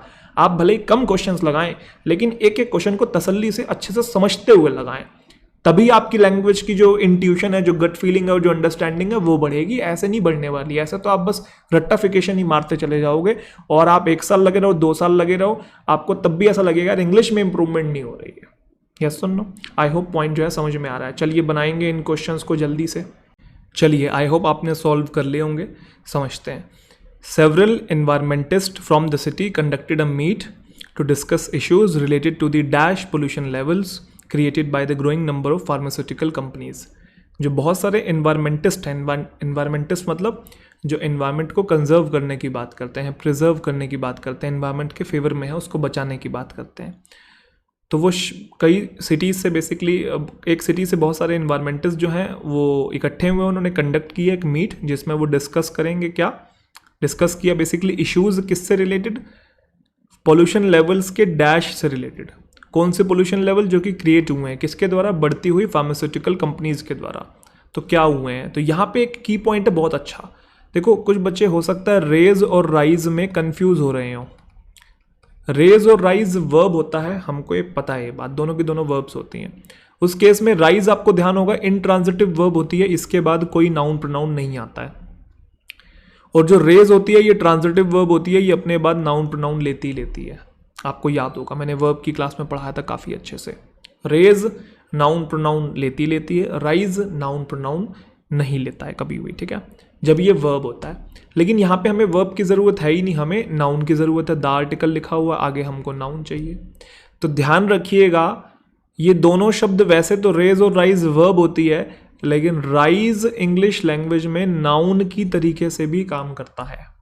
राइज इंग्लिश लैंग्वेज में नाउन के तरीके से भी काम करता है। तो कहने का मतलब सब के सब गलत हो गए यहाँ पे, सिर्फ और सिर्फ राइज आना चाहिए और कोई नहीं आएगा, क्योंकि द आर्टिकल लिखा हुआ है, the rise in pollution levels. समझ में आया? सर राइजिंग क्यों नहीं आ सकता? राइजिंग इसलिए नहीं आ सकता, अगर आप राइजिंग लिखोगे तो इसे जेरेंड मानना पड़ेगा, और जेरेंड के पहले कभी आर्टिकल नहीं आता है। The smoking is injurious to health, आप ऐसा बोल सकते हो। The walking is good for health, ऐसा आप बोल सकते हो नहीं ना। जेरेंड अपने पहले आर्टिकल कैसे ले सकता है? मैं दोबारा ये बात समझाता हूँ। वैसे रेज और राइज वर्ब होती है, यहाँ पे वर्ब वाला पॉइंट था ही नहीं, यहाँ पे द आर्टिकल लिखा हुआ, आपको नाउन चाहिए था। तो ना रेज नाउन होता है, ना ये है ना ये है, सिर्फ और सिर्फ राइज होता है। तो the rise in pollution level, जो पोल्यूशन लेवल में बढ़ोतरी हो रही है, ठीक है, उसकी वजह से, फार्मास्यूटिकल कंपनीज की वजह से, तो उस पर डिस्कशन हुआ है। एस्ट्रोनॉमी एंथुजियास्ट, एस्ट्रोनॉमी एंथुजियास्ट मतलब जिनका एस्ट्रोनॉमी में इंटरेस्ट है बहुत ज़्यादा। और स्काई गेजर्स मतलब जिनको आसमान में ज़्यादा रुचि है, आसमान की और सेलेस्टियल बॉडीज से ज़्यादा रुचि है, वो सब के सब will be able to watch 6 eclipse. Eclipse मतलब ग्रहण, जैसे चंद्र ग्रहण, सूर्य ग्रहण होता है ना, सोलर एक्लिप्स होता है, लूनर एक्लिप्स होता है, तो वो देख पाएंगे 6 ग्रहण 2020 में, but only 3 of them are expected to be dash in India. लेकिन उनमें से सिर्फ 3 ही इंडिया में ये होंगे। क्या होंगे? एक्सपोज होंगे। यहाँ पे किसी को एक्सपोज नहीं करना है, खुलासा नहीं करना है, ना ही रिवील करना है। रिवील का मतलब भी खुलासा करना, सबके सामने लेके आना। ये टर्म आप लोग क्राइम के कॉन्टेक्स्ट में यूज़ करते हैं, किसी ने कुछ गलत किया उसका झूठ पकड़ने के लिए यूज़ करते हैं। ये नहीं, यूँ नहीं बोल सकते कि जो 3 उनमें से 3 जो हैं वो एक्सपोज होंगे इंडिया में, एविडेंट होंगे। एविडेंट का मतलब होता है ऐसी कोई चीज़ जो क्लियर हो। जैसे मैंने अभी आपको एक टर्म पढ़ाया था कुछ देर पहले, अपेरेंट, है ना। अपेरेंट का मतलब होता है कि सामने है बिल्कुल। ये हम उस कॉन्टेक्स्ट में यूज़ नहीं कर सकते अपेरेंट होंगे, 3 जो है उनमें से अपेरेंट होंगे, नहीं। अपेरेंट का मतलब है कि जो चीज़ हमको दिख रही है वहाँ यूज़ करते हैं अपेरेंट। जैसे मैंने कहा कि मुझे दिख रहा है कि आप परेशान हो, ये चीज़ अपेरेंट है। मुझे दिख रहा है कि आप खुश हो, ये चीज़ अपेरेंट है, वही चीज़ एविडेंट होती है। एविडेंट का मतलब कोई चीज़ क्लियर है, लेकिन हमें यहाँ क्लियर शब्द नहीं चाहिए, हमें ये बताना था कि वैसे तो 6 देख पाएंगे लेकिन उनमें से 3 ही विजिबल होंगे इंडिया में, उन्हीं को देख पाएंगे, विजिबल टर्म चाहिए था, इसलिए बाकी वाले गलत हो गए। ठीक है, चलो अगले क्वेश्चंस आपके सामने बनाएंगे इसे फटाफट से, चलिए समझने की कोशिश करते हैं। I had a broken bone in the hand which the doctor called a dash and suggested immediate surgery. Broken bone है मेरी हैंड में, मतलब हाथ में एक टूटी हुई हड्डी है बेसिकली हाथ की, जिसे डॉक्टर ने कहा है वो ये है। अब टूटी हुई हड्डी है तो क्या होगा यार, फ्रैक्चर ही होगा ना, इन्फेक्शन थोड़ी हो सकता है हड्डी में। कंटेमिनेशन मतलब कि प्रदूषित करना, तो हड्डी प्रदूषित कैसे हो सकती है। वाउंड का मतलब घाव, और ये तो आपकी स्किन पे होता है ना, हड्डी में थोड़ी होता है। ठीक है, तो फ्रैक्चर आएगा। She has shown a great interest towards space science, space science की प्रति उसने अच्छा इंटरेस्ट दिखाया है। सिंस हर अर्ली चाइल्डहुड, बचपन से ही, और उसका पैशन है to dash the outer space. अब आउटर स्पेस को ये करने का पैशन है, तो आउटर स्पेस को एलिसिट नहीं कर सकते। एलिसिट का मतलब है किसी से कुछ इमोशन जनरेट करवाना, किसी से कुछ इन्फॉर्मेशन निकाल लेना, किसी से कुछ रिस्पॉन्स को जनरेट करना, कि आपने कुछ किया और सामने वाले ने उस आपके कुछ भी एक्शन के प्रति कोई रिस्पॉन्स दिया, तो इलिसिट, आपने कुछ इन्फॉर्मेशन निकलवा ली, इलिसिट कर ली, वो अलग है। एनलाइटन का मतलब है एजुकेट करना, तो आउटर स्पेस को एजुकेट करने का पैशन नहीं है, ना ही एंटरटेन करने का, एक्सप्लोर करने का है ना, स्पेस को एक्सप्लोर करते हैं। रिपोर्टर ने पूछा पॉलिटिशियन से, as a women leader what are some of the dash that you face, कि वुमेन लीडर होने के नाते ऐसी क्या मेजर ये हैं जो आपको फेस करनी पड़ती है। तो हम हमेशा चैलेंजेस को फेस करते हैं, प्रॉब्लम्स को फेस करते हैं, कंपटीशन को नहीं करते। क्रंच का मतलब होता है डिफिकल्ट सिचुएशन, ये संकट के कॉन्टेक्स्ट में यूज होता है, कि जैसे फाइनेंशियल क्रंच आया हुआ है देश के ऊपर, आर्थिक संकट आया हुआ है बोलते हैं ना, तो हम क्रंचेस को फेस नहीं करते, ध्यान रखिएगा। क्रैश का मतलब एक्सीडेंट को फेस करने की बात नहीं, चैलेंजेस, क्या क्या प्रॉब्लम फेस करते हैं वुमेन लीडर होने के नाते। अगला बनाएंगे फटाफट से। There was a huge dash in the stomach, पेट में ह्यूज ये था, क्या था, ट्यूमर था। ट्यूमर समझते हैं ना, क्या होता है tumour? Tumour basically mass of disease cells हैं that might become a lump or cause illness. जब डिसीज सेल्स मतलब एक जैसे कैंसर में ट्यूमर ही तो होता है, पता होगा आपको, ब्रेन ट्यूमर आपने सुना होगा। तो जब सेल्स जो होती हैं, मरी हुई सेल्स एक जगह पे इकट्ठी हो जाती है ना, लंप बन जाता है, जिससे कि बीमारी बन जाती है, हम लोग कहते हैं ट्यूमर बन गया है ना, तो उसको हम लोग ट्यूमर कहते हैं, सुनाइए आपने। लेकिन ट्रेमर का मतलब होता है अर्थक्वेक भूकंप से रिलेटेड है। ट्यूबर का मतलब क्या, स्वोलन अंडरग्राउंड स्टेम और root of a plant as in the potato. जब आप देखते हैं आलू है, गाजर है, मूली है, वो जो नीचे जैसे वो धरती से निकालते हैं ना आप लोग उसे, तो वो लंबे लंबे रूट से नहीं होते, तने से होते हैं, आप देखते हैं लंबे लंबे आलू के नीचे और गाजर के नीचे होते हैं जो है ना, उसको ट्यूबर कहते हैं। तो अगर आप क्वेश्चन को देखेंगे तो ह्यूज ये है स्टमक के अंदर, ट्यूबर हो नहीं सकता। ट्रेजर का मतलब खजाना होता है, ट्रेमर अर्थक्वेक है तो ट्यूमर ही होगा ना, डिसीज सेल्स हैं। ठीक है, the dash part of this issue is that the investigation officer himself turned out to be the culprit. कह रहा है इस इशू का ये वाला पार्ट ये है कि इन्वेस्टिगेशन ऑफिसर ही दोषी था, जो इन्वेस्टिगेट कर रहा था वो खुद ही दोषी था। तो ये फनी चीज होगी ना यार, फनीएस्ट पार्ट हो गया ना यार। मेजर और प्राइमरी दोनों का मतलब सेम ही है, तो आप एक को यूज कर रहे हैं तो दूसरे को क्यों नहीं कर रहे हैं, क्या रीजन है? मेजर और प्राइमरी मतलब मुख्य है, तो मुख्य पार्ट नहीं है, फनीएस्ट पार्ट है, जो इन्वेस्टिगेट कर रहा है, अरे वही कल्प्रिट है, तो फनीएस्ट। रियल यहाँ पे यूज नहीं हो सकता, रियल का मतलब होता है ट्रुथ से रिलेटेड, सत्य से रिलेटेड, तो यहाँ पे रियल पार्ट नहीं बताना है, रियल पार्ट कोई टर्म भी नहीं होता है। और ठीक है, in dash of the great work he is doing for economically weaker children he has been given a special award. तो उसके ग्रेट वर्क के डैश में जो वो कर रही है इकोनॉमिकली वीकर चिल्ड्रन के लिए, मतलब जो आर्थिक रूप से कमजोर हैं, तो उसको उसने रिसीव किया एक स्पेशल अवार्ड। तो आप एक बात बताओ, ग्रेट वर्क के अवार्ड में उसने अवार्ड को रिसीव किया, कोई सेंस बनेगा? नहीं बन सकता। अवार्ड रिपीट नहीं हो रहा, रिवॉर्ड भी वही चीज़ होता है, सेम ही तो बात होती है। रेजोल्यूशन का मतलब होता है कि आपने दृढ़ निश्चय कर लिया कि अब आप ये करके मानोगे, जैसे आप न्यू ईयर रेजोल्यूशन लेते हो, है ना, कि अब मैं वेट कम करके मानूंगा, अपना पढ़ाई करूंगा 10-10 घंटे, है ना, अपनी फालतू की जो हैबिट्स हैं वो छोड़ दूंगा। वहाँ पे इसका कोई रिकॉग्निशन, क्योंकि जब कोई चीज़ रिकॉग्नाइज की जाती है, उसको एक्नॉलेजमेंट मिलती है, तभी उसको अवार्ड मिलता है। तो उसके ग्रेट वर्क को रिकॉग्नाइज किया, उसके रिकॉग्निशन में उसको रिकॉग्नाइज करने के बाद उसको फिर अवार्ड मिला। कौन सा काम? जो वो गरीब बच्चों के लिए कर रही है। ठीक है, चलो उसके बाद अगली स्लाइड्स आपके सामने फटाफट से बनाइए वीडियो को पॉज करके, आई होप बना ली होगी। We found it dash to climb further due to bad weather and decided to give up expedition. Expedition का मतलब जर्नी। तो हमने ये पाया आगे चढ़ने को लेके, क्या पाया, बैड वेदर था, तो बैड वेदर को लेके आप आगे क्या नहीं कर पा रहे हो कि बोरिंग थोड़ी होगा आगे आपके लिए चढ़ना ऊपर की तरफ, बोरिंग थोड़ी होगा यार।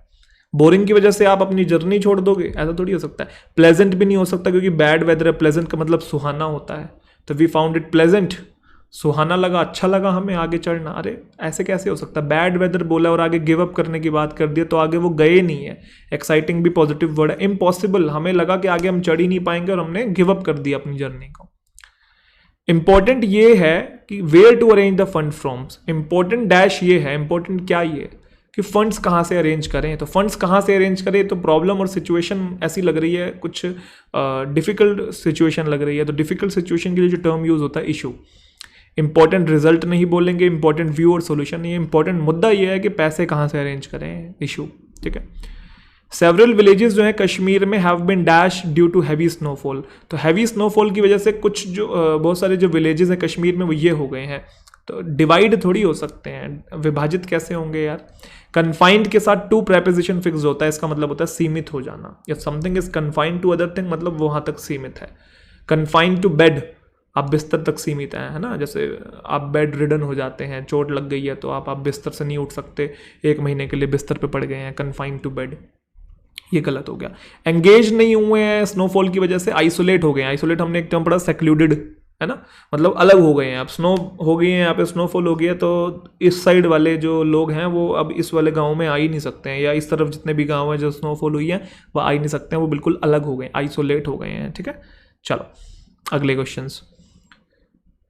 Dash he became a minister, he did not allow any of his relatives to live with him. Past की बात चल रही है, पास्ट की बात चल रही है। कह रहा है कि डैश मिनिस्टर बना और उसने अलाउ नहीं किया अपने रिलेटिव्स को अपने साथ रहने के लिए। तो ये सिचुएशन बता रहा है कि जैसे ही वो मिनिस्टर बना वैसे उसने किसी को भी अलाउ नहीं किया। तो एज लॉन्ग एज तो टाइम को बताता है ना, कंडीशन को थोड़ी बताता है। एज लॉन्ग एज का मतलब होता है जब तक, है ना। Stay here as long as you want to stay, जब तक आप रहना चाहते हो। तो जब तक नहीं, टाइम नहीं बताना, कंडीशन बतानी है। इनकेस कंडीशन बताता है लेकिन ये फ्यूचर के लिए बताता है ना। इनकेस यू गो देयर, है ना, then get some food for me. तो इनकेस फ्यूचर, ये पास्ट की बात हो रही है। सेकंड फॉर्म यहाँ पे आया हुआ, हटा दूं, हटा दिया। एज सुन एज आ सकता है, जैसे ही वो मिनिस्टर बना एज सुन एज कंडीशन के लिए आता है। जैसे ही वो बना वैसे उसने किसी को भी अलाउ नहीं किया, ये आ सकता है। और इन ऑर्डर दैट का मतलब होता है सो दैट। सो दैट का मतलब होता है ताकि, है ना। I go there so that I can get some food. So that का मतलब ताकि, यहाँ ताकि का सेंस नहीं, ताकि वो मिनिस्टर बना और उसने अलाउ, जैसे ही वो मिनिस्टर बना वैसे उसने अलाउ नहीं किया। एज सुन एज यहाँ पे आना चाहिए। Dash card loaded with mangoes turned upside down. Turned upside down का मतलब पलट जाना ऑन द डैश रोड। तो क्या कार्ट के बारे में हमें पता है कौन सी कार्ट है? तो यहाँ पे आप the article the cart loaded with mangoes ये नहीं बोल सकते। एक कार्ट, एक गाड़ी थी, कौन सी गाड़ी हमें नहीं पता। ये पता है आम वाली, लेकिन कौन सी गाड़ी, गाड़ी के बारे में आपको पता है, ट्रक है या फिर बुग्गी है, क्या है, कुछ भी नहीं पता, छोटा हाथी है। तो इनडेफिनिट है। जब पहली बार किसी का यूज करते हैं तो हम ए यूज करते हैं। A cart loaded with mangoes, एक गाड़ी जो कि आम से भरी हुई थी वो पलट गई है, कहाँ पे, मेन रोड पे। अब स्पेसिफाई किया कहाँ पे, कौन सी रोड, रोड तो बहुत सारी होती है लेकिन उसने कहा मेन रोड पे, डेफिनेट करके दिया। अगले वाले में दा आएगा। तो एक गाड़ी थी जो कि मैंगोज के उससे भरी हुई थी, कौन सी गाड़ी हमें नहीं पता ना, इसलिए इनडेफिनेट था। तो जो आम से भरी हुई थी वो पलट गई है मेन रोड पर। अगले क्वेश्चंस आपके सामने, फटाफट से बनाइए। चलिए, आई होप बना लिए होंगे। We dash Rohit for the last 2 month. आपको पता है फॉर और सिंस जहां दिखाई दे जाए या तो प्रेजेंट परफेक्ट टेंस या present perfect continuous tense. Present perfect tense. We haven't seen Rohit for the last 2 months.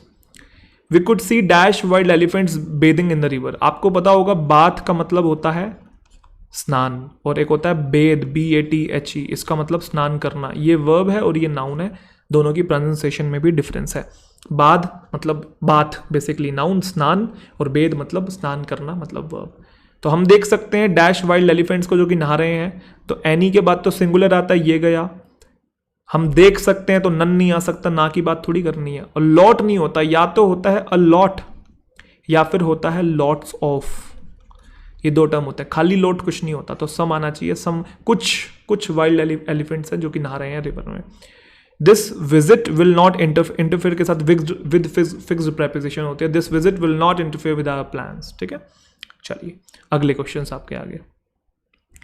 The children series dash recommended for young readers. Children series है, सिंगुलर है ना, सीरीज ऐसा नाउन होता है जो सिंगुलर और plural में दोनों में यूज होता है, तो हम इसे सिंगुलर मानेंगे ना। सीरीज एक ग्रुप ऑफ समथिंग हो गया, वैसे ये कलेक्टिव के कॉन्टेक्स्ट में जाता है ग्रुप ऑफ समथिंग, तो ये सिंगुलर होता है। तो हैव और आर तो नहीं आएगा, कुछ बच्चे रिकमेंडेड देखते हैं और थर्ड फॉर्म सोच लेते हैं और सोच लेते हैं इससे पहले हैज आएगा, लेकिन हैज नहीं आ सकता। क्यों?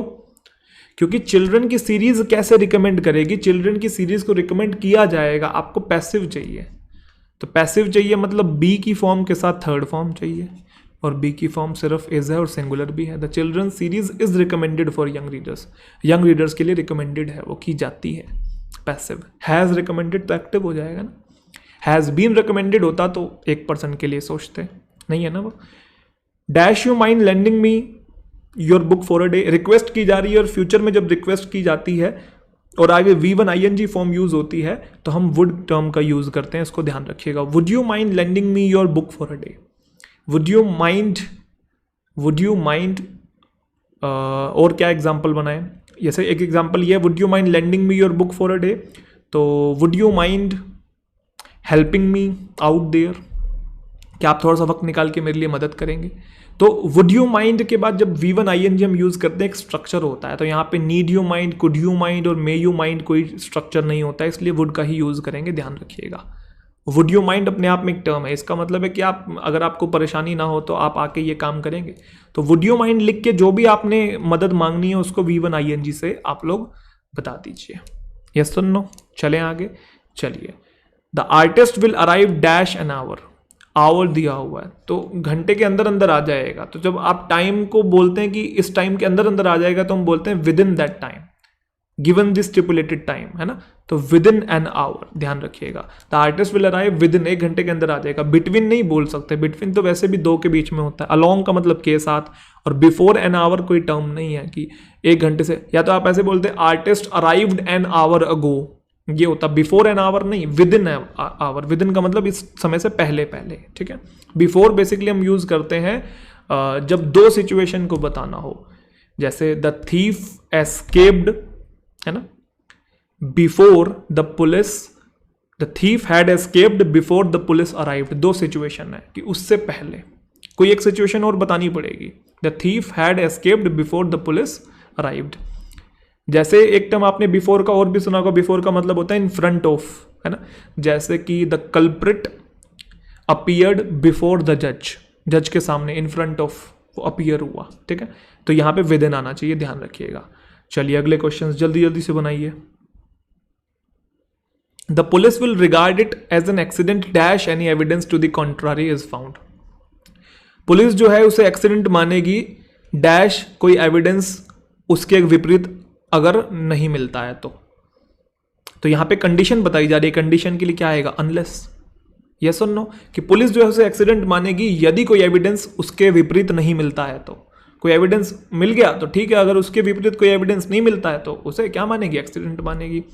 वेनेवर का, यहाँ वेनेवर का मतलब होता है जब भी, तो पुलिस उसे एक्सीडेंट मानेगी जब भी कोई एविडेंस उसके विपरीत मिलेगा, कोई सेंस नहीं है। Otherwise an evidence to the contrary is found, otherwise हम शुरू में यूज कर सकते हैं कि otherwise police will regard it as an accident, अगर ये ना हुआ तो ऐसा हो जाएगा। अदरवाइज पुलिस वाली स्टेटमेंट के साथ तो यूज कर सकते हैं, बीच में यूज नहीं कर सकते हैं। और स्टिल का मतलब होता है अभी भी, है ना। तो अभी भी का यहाँ कोई रिलेशन नहीं है कि police will regard it as an accident, अभी भी कोई एविडेंस जो है कॉन्ट्रारी से मिला है, कोई कॉन्टेक्स्ट नहीं बन रहा है। अनलेस क्यों आ रहा है? क्योंकि ये कंडीशन बता रहा है, 2 क्लोजेस को जोड़ रहा है कि अनलेस ये होता है तो ये हो जाएगा। अगर कोई एविडेंस नहीं मिलता है तो फिर इसे एक्सीडेंट माना जाएगा, एविडेंस मिल जाता है तो एक्सीडेंट नहीं माना जाएगा। जिसके जो भी एविडेंस होगा उसके अकॉर्डिंग फिर देखेंगे एक्सीडेंट है कि नहीं है। तो यहाँ पे कंडीशन है, ध्यान रखिएगा। चेयर नाउन है, कैसे पता लग रहा है? द आर्टिकल है, तो नाउन को मॉडिफाई करने के लिए एडजेक्टिव चाहिए। आपको पता है V3 जो होती है वो एडजेक्टिव का काम करती है, जिसे हम पास्ट पार्टिसिपल भी कहते हैं। तो V3 का ना ये है ना ये है ना ये है, ब्रोकन है। तो broken chair was discarded by the tenant. Discard का मतलब फेंक देना, टेनेंट मतलब किराएदार। He is an honest man and his conduct is dash suspicion. Honest man है वो, उसका जो कंडक्ट मतलब बिहेवियर जो है वो सस्पिशन से डैश है। सस्पिशन मतलब शक के दायरे से बहुत ऊपर है, तो किसी चीज से ऊपर, लेवल में किसी चीज से ऊपर, टच भी नहीं कर रहा क्योंकि शक के दायरे को आप कैसे टच कर सकते हो, लेवल में किसी चीज से ऊपर, तो हम लोग यूज करते हैं अबव का, बिलो का नहीं, अगेंस्ट का नहीं, ओवर का नहीं, अबव का। अब his conduct is above suspicion का मतलब है कि यार इतना साफ इंसान है कि आप मतलब इस पे तो शक कर ही नहीं सकते, लोग तो इसके नाम की कसमें खाते हैं, यार आप इस पे शक कर रहे हो, मतलब इतना भोला इंसान, इतना ईमानदार इंसान, तो उसका जो बिहेवियर है वो सस्पिशन से भी ऊपर है। मतलब इल्जाम लगाना तो छोड़ो, सोच भी नहीं सकते इसके बारे में, इतना ईमानदार इंसान है। ठीक है, चलो। There dash no porters on the platform. Porters मतलब कूली होते हैं जो सामान एक जगह से उठा के दूसरी जगह लेके जाते हैं। There dash no porters on the platform, he had to carry his luggage himself. कोई पोर्टर्स नहीं थे, खुद का ही सामान खुद को उठा के ले जाना पड़ा, तो कोई पोर्टर्स नहीं थे। तो किसी का कहीं पे होना, उसके लिए हम लोग बीइंग टर्म का यूज करते हैं, किसी का कहीं पे होना। ठीक है, किसी का कहीं पे होना। आपके पास कोई चीज होना, उसके लिए हैविंग यूज करते हैं, यस और नो। लेकिन किसी का कहीं पे होना, उसके लिए being. There being no porters on the platform, कोई पोर्टर्स नहीं थे, इस वजह से उसको खुद का जो लगेज था खुद कैरी करना पड़ा। देयर बीन नहीं आ सकता क्योंकि बीन बेसिकली हैविंग के साथ यूज हो सकता है। हैविंग प्लस थर्ड फॉर्म एक टर्म यूज होती है, हैविंग प्लस थर्ड फॉर्म शुरू में एक टर्म यूज होती है। हैविंग प्लस थर्ड फॉर्म नहीं है तो आप बीइंग यूज कर सकते हो, जैसे it being a rainy day, है ना, we did not go out. ऐसे बीइंग अकेला आ सकता है, लेकिन हैविंग V3 के साथ यूज होता है। तो हैविंग है यहाँ पे खाली, तो ये नहीं आ सकता बिना V3 के, और सिर्फ V3 भी नहीं आ सकता बिना हैविंग के। और देयर गोइंग नो पोर्टर्स कोई सेंस नहीं है। देयर और गोइंग कैसे आ सकता बिना हेल्पिंग वर्ब के? गोइंग इज ए मार के बिना कैसे आ सकता है? गलत हो गया ना ये वाला भी। तो देयर बीइंग, जैसे it being rainy day, it being Sunday, है ना, we decided to go for a picnic, तो ये वही है। There being no porters on the platform, we had to carry his luggage himself. The hall was spacious, spacious मतलब खुला। To accommodate, to के साथ जब आगे वर्ब की फर्स्ट फॉर्म हो तो हमको पता है टू वाला स्ट्रक्चर यूज करते हैं, यहाँ पे वो है ही नहीं, है ना। लेकिन यहाँ पे और कोई यहाँ पे कॉन्सेप्ट जो है इंप्लीमेंट हो रहा है। द होल वॉज स्पेशियस, अच्छा वो AEN आपको ध्यान है, AEN वाला यहाँ पे वो अप्लाई हो रहा है। AEN का क्या मतलब है? E का मतलब होता है इनफ, N का मतलब होता है नाउन, और A का मतलब होता है एडजेक्टिव। कहने का मतलब इनफ का यूज एडजेक्टिव के बाद होता है, नाउन से पहले होता है। जैसे गुड इनफ एडजेक्टिव के बाद है, टॉल इनफ एडजेक्टिव के बाद है, काइंड इनफ एडजेक्टिव के बाद है, लेकिन नाउन के पहले होता है। इनफ मनी, है ना, इनफ वर्क, इनफ टाइम। तो यहाँ पे स्पेशियस किसको बोल रहे हैं? होल को। होल क्या है? नाउन है। नाउन के बारे में जो बताए एडजेक्टिव, तो एडजेक्टिव के आगे AEN होगा ना, इनफ आना चाहिए। तो होल वो स्पेशियस इनफ, इतना स्पेशियस था कि वो अकोमोडेट कर सकता है सारे गेस्ट को, सारे के सारे जितने भी गेस्ट हैं वो आ सकते हैं, इतना स्पेशियस था। तो आई होप समझ में आ गया। फेयरली का हम यूज करते हैं एडजेक्टिव के साथ, अच्छे एडजेक्टिव के साथ। फेयरली वेल, है ना, फेयरली टॉल, ठीक है, हम लोग अच्छे एडजेक्टिव के साथ यूज करते हैं। और रादर बुरे एडजेक्टिव के साथ यूज करते हैं, आपको पता होगा। ऑल्सो यहाँ चाहिए नहीं हमको, स्पेशियस ऑल्सो कोई सेंस नहीं है। तो होल जो है इतना स्पेशियस था, spacious enough to accommodate all the guest. Clear? चलें। Everything happened so quickly, so के साथ दैट फिक्स्ड होता है, हम लोग जानते हैं। तो everything happened so quickly that she felt dazed. Dazed का मतलब होता है कंफ्यूज हो जाना है, कितना जल्दी वो कि पगला गई है क्या वो एकदम से। तो डेज्ड का मतलब थोड़ा सा कंफ्यूजन में आ जाना, चीज़ों का क्लियर ना होना। चलें आगे। चलिए जी, तो लास्ट 3 क्वेश्चन है SSC वाले, उसके बाद हम फिर डिफेंस की शुरुआत करेंगे। तो आपको डिफरेंस अभी क्लियरली समझ में आने लगेगा कि वहाँ के क्वेश्चंस कैसे और यहाँ के कैसे हैं। बाय द वे इतने मुश्किल नहीं है, और ये सारे के सारे लेटेस्ट क्वेश्चंस हैं जो हाल फिलहाल के एग्जामिनेशन हुए हैं SSC के, उनमें आए हुए क्वेश्चंस हैं सारे के सारे जो अभी तक हमने बनाए हैं। तो आपको एक अच्छा खासा आइडिया लग गया होगा क्वेश्चन किस तरीके से पूछ रहा है, और थोड़ा सा लेवल बढ़ा है हल्का सा। ठीक है, चलिए समझते हैं। Everyone in the family dash been question about the theft. Family में हर किसी को ये किया गया है, क्वेश्चन किया गया है चोरी को लेके। तो पैसिव में चाहिए ना, क्योंकि खुद तो वो क्वेश्चन कर नहीं सकते, उनको किया जाएगा, तो पैसिव चाहिए। और एवरीवन आपका मेन सब्जेक्ट है, और आपको पता है एवरी मेन सब्जेक्ट है, बीन भी है, तो आपको फिर यहाँ पे हैज चाहिए होगा, और सिंगुलर है। तो आप सिर्फ और सिर्फ हैज़ यूज़ कर सकते हैं और कोई भी यहाँ पे नहीं आएगा। Everyone in the family has been questioned about the theft. अच्छा, बाकी क्यों नहीं आ सकते? हैव इसलिए नहीं आ सकता, ये प्लूरल है, एवरीवन आपका सिंगुलर है, आर भी प्लूरल है, इज बीन कुछ होता नहीं है यहाँ पे, इज बीन कोई फ्रेज ही नहीं है पैसिव वॉइस का, हैज़ बीन क्वेश्चनड होता है, हैज़ हैव प्लस वर्ब की थर्ड फॉर्म का has have been plus verb की थर्ड फॉर्म होता है ना, हैज़ हैव प्लस वर्ब की थर्ड फॉर्म का has have been plus verb की थर्ड फॉर्म होता है, तो पैसिव चाहिए था हैज़ बीन और वर्ब की थर्ड फॉर्म, ठीक है। We respect you but we do not agree dash your ideas. ध्यान रखिएगा, अग्री के साथ हम दो प्रेपोजिशन का यूज करते हैं, विद का भी और टू का भी। जब किसी इंसान से सहमत होते हैं तो हम लोग यूज करते हैं with, I agree with you, लेकिन जब उसके किसी चीज से सहमत होते हैं तो हम लोग टू यूज करते हैं, I agree to your idea. तो यहाँ पे आइडियाज की बात हो रही है, इसलिए हम लोग टू यूज करेंगे, विद फॉर बाय नहीं। आई अग्री विद यू और अग्री टू समथिंग, ठीक है। Let us know dash let us know you change your mind, let us know dash you change your mind, let us know dash you change your mind. क्या चाहिए हमें बताना dash अगर आपका mind change होता है ना, अगर तो ऐसे बोला ही नहीं उसने, हमें बताना डैश आपका माइंड चेंज होता है, तो अगर का सेंस चाहिए। अगर के लिए हम लोग क्या यूज करते हैं, इन केस का यूज करते हैं। इन केस देखो मैंने कहा था ना, इन केस फ्यूचर के कॉन्टेक्स्ट में आता है कि इन केस आपका माइंड जो चेंज होता है तो हमें बताना, एक सिचुएशन दे रहा है, कंडीशन वाली सिचुएशन दे रहा है। ऑल्दो का मतलब होता है हालांकि, तो हालांकि यहाँ चाहिए नहीं हमें, दो कॉन्ट्रास्टिंग एलिमेंट्स तो है ही नहीं, दो ऑपोजिट चीज़ों को जोड़ता है। हाउ एवर का मतलब होता है लेकिन, बट, ये भी दो ऑपोजिट चीज़ों को जोड़ता है, यहाँ पे ऑपोजिट है नहीं। सपोज हम जनरली शुरू में यूज़ करते हैं, suppose you do this, suppose you go there, suppose you become an income tax inspector, ये शुरू में यूज़ होता है, बीच में नहीं, रेयरली आता है लेकिन शुरू में ही ज़्यादातर आता है ये। तो let us know in case you change, in case अगर आपका माइंड चेंज होता है तो प्लीज़ लेट मी नो, हम कहते हैं ना ऐसा। तो आई होप आपको एक बहुत बढ़िया लेवल का आइडिया एसएससी के क्वेश्चंस का लग गया है, और मैंने जितना मैं डिटेल में जा सकता था, जितना मैं जस्टिफाई कर सकता था क्वेश्चंस को मैंने किया। बाकी आप बताइएगा कि कैसा रहा, आपने जब खुद से बनाए क्वेश्चंस तो कितने बने, समझा नहीं समझा।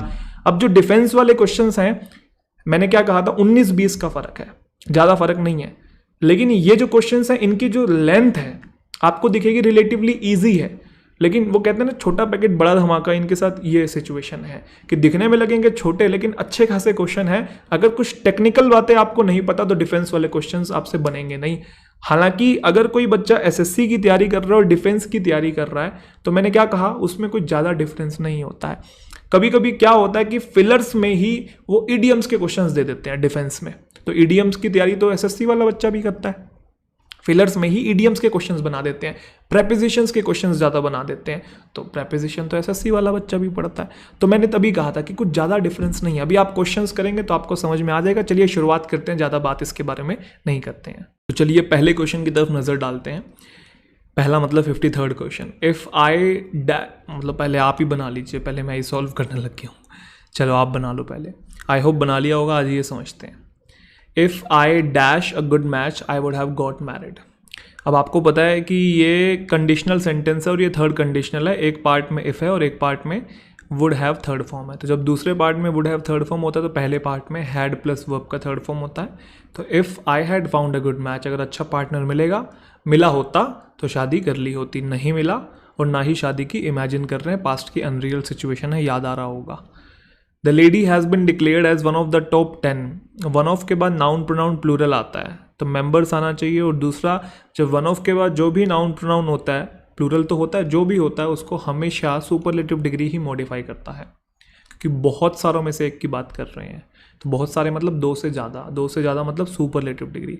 One of the better teacher होता है या one of the best teachers होता है, one of the better teachers या one of the best teachers, one of the best teachers, one of the better actors या one of the best actors, one of the best actors. तो ऐसे one of the top 10 most powerful members, ना कि more powerful, इसलिए B answer होगा। ठीक है, चलिए बनाइए फटाफट से, आई होप बना लिए होंगे। When I visited the villages near by the city I dash many water bodies intact. Intact का मतलब होता है कि वो अपनी ओरिजिनल पोजीशन पे थे, अपनी ओरिजिनल स्टेट में थे, उनके साथ कोई भी छेड़खानी नहीं हुई। मैं आपको इसके अंदर 2-3 वोकेबलरी है, पहले वो सिखा देता हूँ। इंटैक्ट का मतलब होता है कोई चीज़ कंप्लीट है और अपनी ओरिजिनल स्टेट में है। जैसे चर्च जो है उसे डिस्ट्रॉय कर दिया गया बॉम्बिंग के द्वारा, मतलब बॉम्ब फेंका गया, लेकिन जो ऑल्टर था, ऑल्टर मतलब जहाँ पे जैसे ऑल्टर क्या, ऑल्टर ना मतलब एक ऐसी जगह होती है जहाँ पे पूजा का, आरती का सारा सामान रखा जाता है किसी मंदिर में, चर्च में, गुरुद्वारे में, जो बिल्कुल मेन, जहाँ पे समझ गए, मेन एरिया जहाँ पे आके हम खड़े होके पूजा करते हैं, सामने मूर्ति होती है ना, तो आगे सामान रखा होता है ना पंडित जी का, तो वो सामान जहाँ रखा होता है उसे ऑल्टर कहते हैं। और जहाँ पे ऑल्टर के पीछे ही मूर्तियाँ होती है भगवान की, आप लोग देखते हैं ना, तो ऑल्टर जो था वो इंटैक्ट था। बॉम्ब गिरे लेकिन ऑल्टर को कुछ नहीं हुआ। जैसे आपको ध्यान होगा केदारनाथ में फ्लड्स आई थी, है ना, एक बीच में शिव जी की मूर्ति थी, वो इंटैक्ट रही। सब कुछ तबाह हो गया, सब कुछ डिस्ट्रॉय हो गया, लेकिन वो इंटैक्ट रही। बिल्कुल ऐसे पानी बिल्कुल साइड से निकल जा रहा है, वो मूर्ति बिल्कुल ऐसे स्टिल, मतलब गड़ी हुई है, जैसे ऐसे लग रहा था ज़मीन के अंदर। तो इंटैक्ट मतलब complete and in the original state. Not damage और डिस्ट्रॉयड भी इसे बोलते हैं, वो मैंने बताई दिया आपको। कम अक्रॉस एक टर्म होता है, फ्रेजल वर्ब है, इसका मतलब होता है किसी को मिलना अचानक से, to meet or find someone और समथिंग बाय चांस, ठीक है। जैसे I came across these old photos recently, अचानक से मैं कुछ काम कर रहा था, मुझे मिली। और डिस्क्रेडिट का मतलब होता है किसी की इज्जत को उड़ा देना। इज्जत उड़ाने का मतलब है कि मिट्टी में मिला देना। To cause people to stop respecting someone और बिलीविंग इन एन आइडिया और पर्सन, कि मतलब आप किसी को डिस्क्रेडिट कर रहे हो तो उसकी आप इज्जत जो है उसको मिट्टी में मिला रहे हो आप, एक तरीके से डिस्क्रेडिट कर देना। क्रेडिट मतलब देना तो एक पॉजिटिव वे में होता है, दिस मतलब नेगेटिव हो गया, डिस्क्रेडिट, है ना। चलो, तो when I visited the villages near by the city के आसपास जो विलेजेस है जब मैंने देखे, तो I dash many water bodies intact. तो बात हो रही है पास्ट की, तो कम तो आ नहीं सकता। और आई केम मैनी वाटर बॉडीज, बहुत सारी वाटर बॉडीज को मैं आया, कोई सेंस नहीं है। और केम इनका मतलब भी आना होता है, आना नहीं है, मुझे मिली। बहुत सारी वाटर बॉडीज थी, वैसे की वैसी थी, नदियाँ हैं, ठीक है, लेक है, झरने हैं, वो वैसे के वैसे ही थे। तो came across, I came across many water bodies intact, वैसे की वैसी रही, ठीक है। He has lost all his investment because he is dash. अब जब आपकी सारी इन्वेस्टमेंट खत्म हो जाती है, आप हार चुके होते हैं, आपके कुछ नहीं बचता, तो आप कंगाल हो जाते हो। तो कंगाल होने के लिए एक शब्द यूज करते हैं, broke. He is broke, I am broke, ध्यान रखिएगा। ब्रोक बेसिकली एक एडजेक्टिव होता है, ठीक है। आप इसको वर्ब से रिलेट मत कीजिएगा। आई एम ब्रोक का मतलब कि मैं लुट चुका हूँ, कंगाल हूँ, एक पैसा नहीं है, फूटी कोड़ी नहीं है मेरे पास। आप इसको पैसिव में बनाने की कोशिश मत कीजिएगा, क्योंकि यहाँ हमें जो टर्म चाहिए वो बी के बाद वर्ब की थर्ड फॉर्म नहीं चाहिए। यहाँ हमें जो टर्म चाहिए वो ही के बारे में बताने के लिए चाहिए कि इन्वेस्टमेंट खो दी, अब वो लुट चुका है, कंगाल है, तो वो ब्रोक है। क्योंकि ब्रोकन लगा दोगे तो ग्रामर तो सही हो जाएगी, कॉन्टेक्स्ट गलत हो जाएगा। ब्रोकन का मतलब टूटा होना, तो सेंस नहीं बनेगा कि इन्वेस्टमेंट खो दी है, वो टूट गया है, तो वो हड्डी पसली थोड़ी टूट गई उसकी। कंगाल जब हमारे पास अप्रोप्रिएट शब्द है तो हम टूटा हुआ क्यों यूज़ करेंगे। डिस्क्रेडिट वैसे भी किसी की इज्जत उछालना होता है, तो वो किसी की इज्जत क्यों उछालेगा, उसका इन्वेस्टमेंट से क्या लेना देना है। और डिफंक्ट का मतलब होता है कोई भी ऑर्गेनाइजेशन या कोई संस्था जो अभी काम नहीं कर रही है, पहले एक्टिव थी, पहले फंक्शन में थी, अब फंक्शन में नहीं है, डिफंक्ट हो गई है, ठीक है, उसका यहाँ पे कोई रिलेशन नहीं है। ही dash weather he could get any certificate for the course. तो वेदर लिखा हुआ है, अगर आपने नरेशन पढ़ा है तो आपको ध्यान होगा जब हम डायरेक्ट से इनडायरेक्ट बनाते हैं तो इफ़ या वेदर का यूज़ बेटा हम तब करते हैं जब हमारा इंटेरोगेशन हो, है ना। याद करो, रिपोर्टेड स्पीच के अंदर इंटेरोगेटिव सेंटेंस हो। इंटेरोगेटिव के लिए हम कौन सा यूज़ करते थे, आस्क्ड, याद आ रहा है ना। He asked weather he could get any certificate, उसने पूछा क्या उसको कोई मिल सकता है सर्टिफिकेट इस कोर्स के लिए। ये नरेशन आपको आता होगा तभी कर पाओगे, क्योंकि सैड के बाद तो वैसे भी टू आता है, ही सैड टू मी, वो है नहीं। टोल्ड के डायरेक्ट बाद ऑब्जेक्ट आता है, वो है नहीं, he told me, he told you. और थॉट ऑफ और आस्क में से आस्क ज़्यादा अप्रोप्रिएट है, क्योंकि यहाँ पे नरेशन है। नरेशन का ये इनडायरेक्ट नरेशन है, मैं आपको बता दूँ, ठीक है, इनडायरेक्ट स्पीच है ये, कि he asked weather he could get any certificate for the course. Ask लिखते हैं तो आपको पता है ना, इफ़ या वेदर का यूज़ करते हैं, और अगर टोल्ड होता तो हम दैट का यूज़ करते थे। नरेशन आता है तो समझ रहे होगे इसको, अदरवाइज आपके सर के ऊपर से जा रहा होगा। I dash farewell to all. अब ये चीज़ें कहाँ से पढ़ी हैं सर, तो मैंने सब पढ़ाया हुआ, आपको पता होगा, मैंने प्लेलिस्ट बनाई हुई है जिसमें सारे चैप्टर्स मैंने पढ़ाए हुए हैं, तो बेसिक अपने क्लियर करे कोई नया बच्चा है तो। I dash farewell to all my course mates last year farewell मैंने सबको दी। फेयरवेल का मतलब गुड बाय, मैंने सबको गुड बाय ये किया। तो गुड बाय कहा होगा और क्या किया होगा, और लास्ट ईयर है, पास्ट की बात चल रही है। तो bid bed बिडन, bid bed बिडन, bid का मतलब होता है कहना, हमें चाहिए सेकंड फॉर्म और वो होती है बेड, तो बिड नहीं आएगा, ये फर्स्ट फॉर्म है, प्रेजेंट है। सैड का मतलब, सैड के बाद तो मैंने कहा था आपको ये इंट्रांजिटिव वर्ब होती है, ही सैड टू मी, है ना, ही सैड टू यू, ऐसा कुछ करके। सैड के बाद टू हम जनरली यूज़ करते हैं जब भी हम किसी को कुछ कहते हैं, यहाँ तो टू है ही नहीं, तो आपका ये भी गलत हो गया। बैड तो वैसे भी एडजेक्टिव है, बैड का मतलब बुरा, और हमें वर्ब की रिक्वायरमेंट है क्योंकि आई सब्जेक्ट है यहाँ पे, तो बैड भी यहाँ पे नहीं आ सकता। तो आई बेड फेयरवेल, बेड फेयरवेल का मतलब मैंने गुड बाय कहा, किसको, सारे कोर्समेट को, कब, लास्ट ईयर, पास था इसलिए सेकेंड फॉर्म यूज़ किया। लॉजिक आने चाहिए। आप एक चीज़ देख रहे हो, डिफेंस वाले जितने भी क्वेश्चंस हैं सारे लॉजिकल क्वेश्चंस, ग्रामेटिकल क्वेश्चंस ज़्यादा हैं, और जो एसएससी वाले थे वो कॉन्टेक्चुअल क्वेश्चंस थे। Very few of the text from very early वैदिक पीरियड आर डैश नाउ। तो अर्ली वैदिक पीरियड के बहुत कम टेक्स्ट जो हैं वो ये हैं। तो प्राचीन काल की जब कोई बात होती है, प्राचीन काल से रिलेटेड चीज़ों की बात होती है, तो हम कहते हैं कि बहुत कम जो टेक्स्ट है ना अर्ली वैदिक पीरियड के, वो अभी विलुप्त हुए हैं। तो विलुप्त के लिए क्या आएगा, एक्सटिंक्ट। एग्जिट का मतलब तो बाहर होता है। तो जो पुरानी किताबें लिखी गई हैं वैदिक पीरियड की, है उपनिषद हैं, वेद हैं, ठीक है, तो ये सारी चीज़ें बाहर हो गई हैं, बाहर का कोई सेंस नहीं। एग्जेम्प्ट का मतलब होता है किसी को फ्री कर देना। फ्री मतलब कि आपने किसी से पैसे लेने थे और आपने कहा यार चल छोड़ना, एग्जेम्प्ट कर दिया आपने उसे, वेव ऑफ कर दिया। वेव का मतलब समझते हैं, मतलब जाने देना, एक तरीके से एग्जेम्प्ट कर देना, ठीक है, छोड़ देना कोई चीज़, एग्जेम्प्ट कर दिया आपने। तो एग्जेम्प्ट का भी यहाँ कोई लेना देना नहीं है। रिडंडेंट का मतलब होता है अनावश्यक शब्दों का यूज़, या फिर कोई भी चीज़ अनावश्यक है, अननेसेसरी है। यहाँ पे अननेसेसरी की बात नहीं करनी, ये कहना है कि वैदिक अर्ली क्यों मेंशन किया है। अर्ली वैदिक का मतलब प्राचीन काल के बहुत कम टेक्स्ट हैं जो अभी तक विलुप्त हुए हैं, अदरवाइज सारे हैं हमारे पास, जितने भी मैन्युस्क्रिप्ट हैं, जितने भी टेक्स्ट हैं, सब हैं हमारे पास, बहुत कम विलुप्त हुए हैं, तो एक्सटिंक्ट आएगा। एक टर्म होता है एक्सटेंट, इसका मतलब होता है कोई चीज़ अभी भी एग्जिस्टेंस में है, और इसका जस्ट ऑपोजिट होता है एक्सटिंक्ट, इसका मतलब विलुप्त हो गई है, एग्जिस्टेंस में नहीं है, ठीक है। एक स्पीच डैश एड्रेस होती है जो कि डिलीवर की जाती है एक ऑडियंस को, है ना, जो कि कन्विंस करती है, परसुएड करती है, मतलब मैनिपुलेट करती है, और इंस्पायर करती है या फिर इन्फॉर्म करती है। तो स्पीच क्या चीज़ होती है, स्पीच फॉर्मल होती है, इनफॉर्मल होती है, फॉर्मल होती है ना, एक जगह पे जाके आप प्रिपेयर करते हो, रिहर्सल करते हो, उसके बाद आप स्पीच देते हो, तो इनफॉर्मल तो हो नहीं सकती।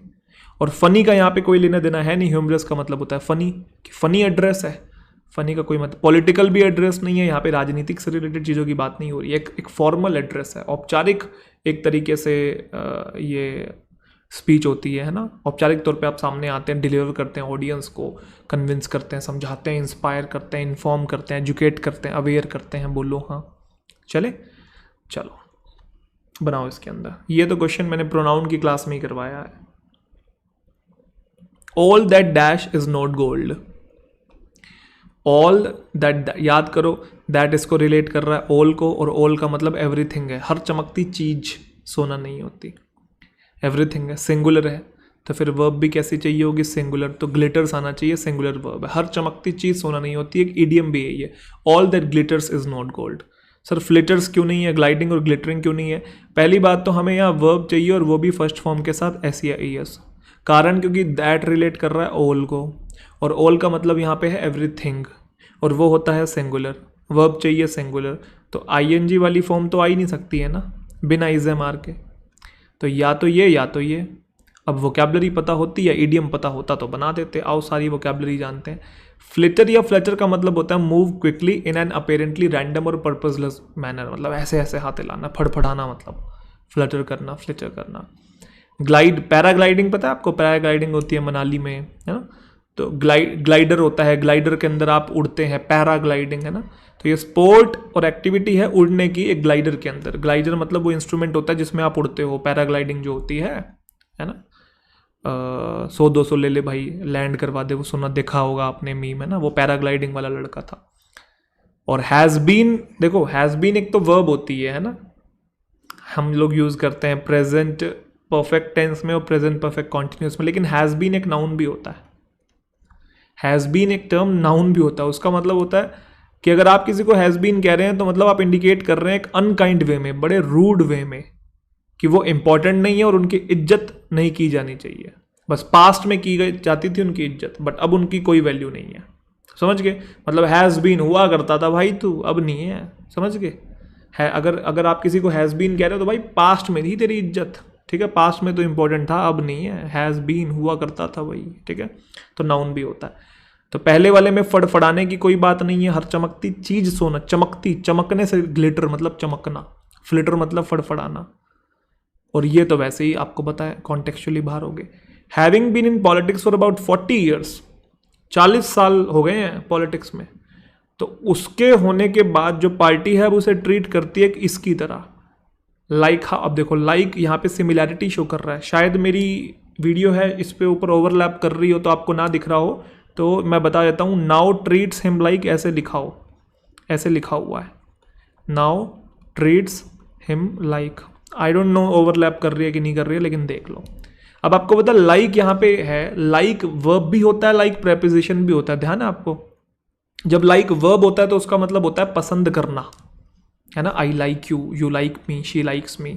लेकिन लाइक प्रेपोजिशन भी होता है, he is like me, like me. जब लाइक प्रेपोजिशन होता है तो वो सिमिलैरिटी शो करता है, ही इज लाइक मी, वो बिल्कुल मेरी तरह है।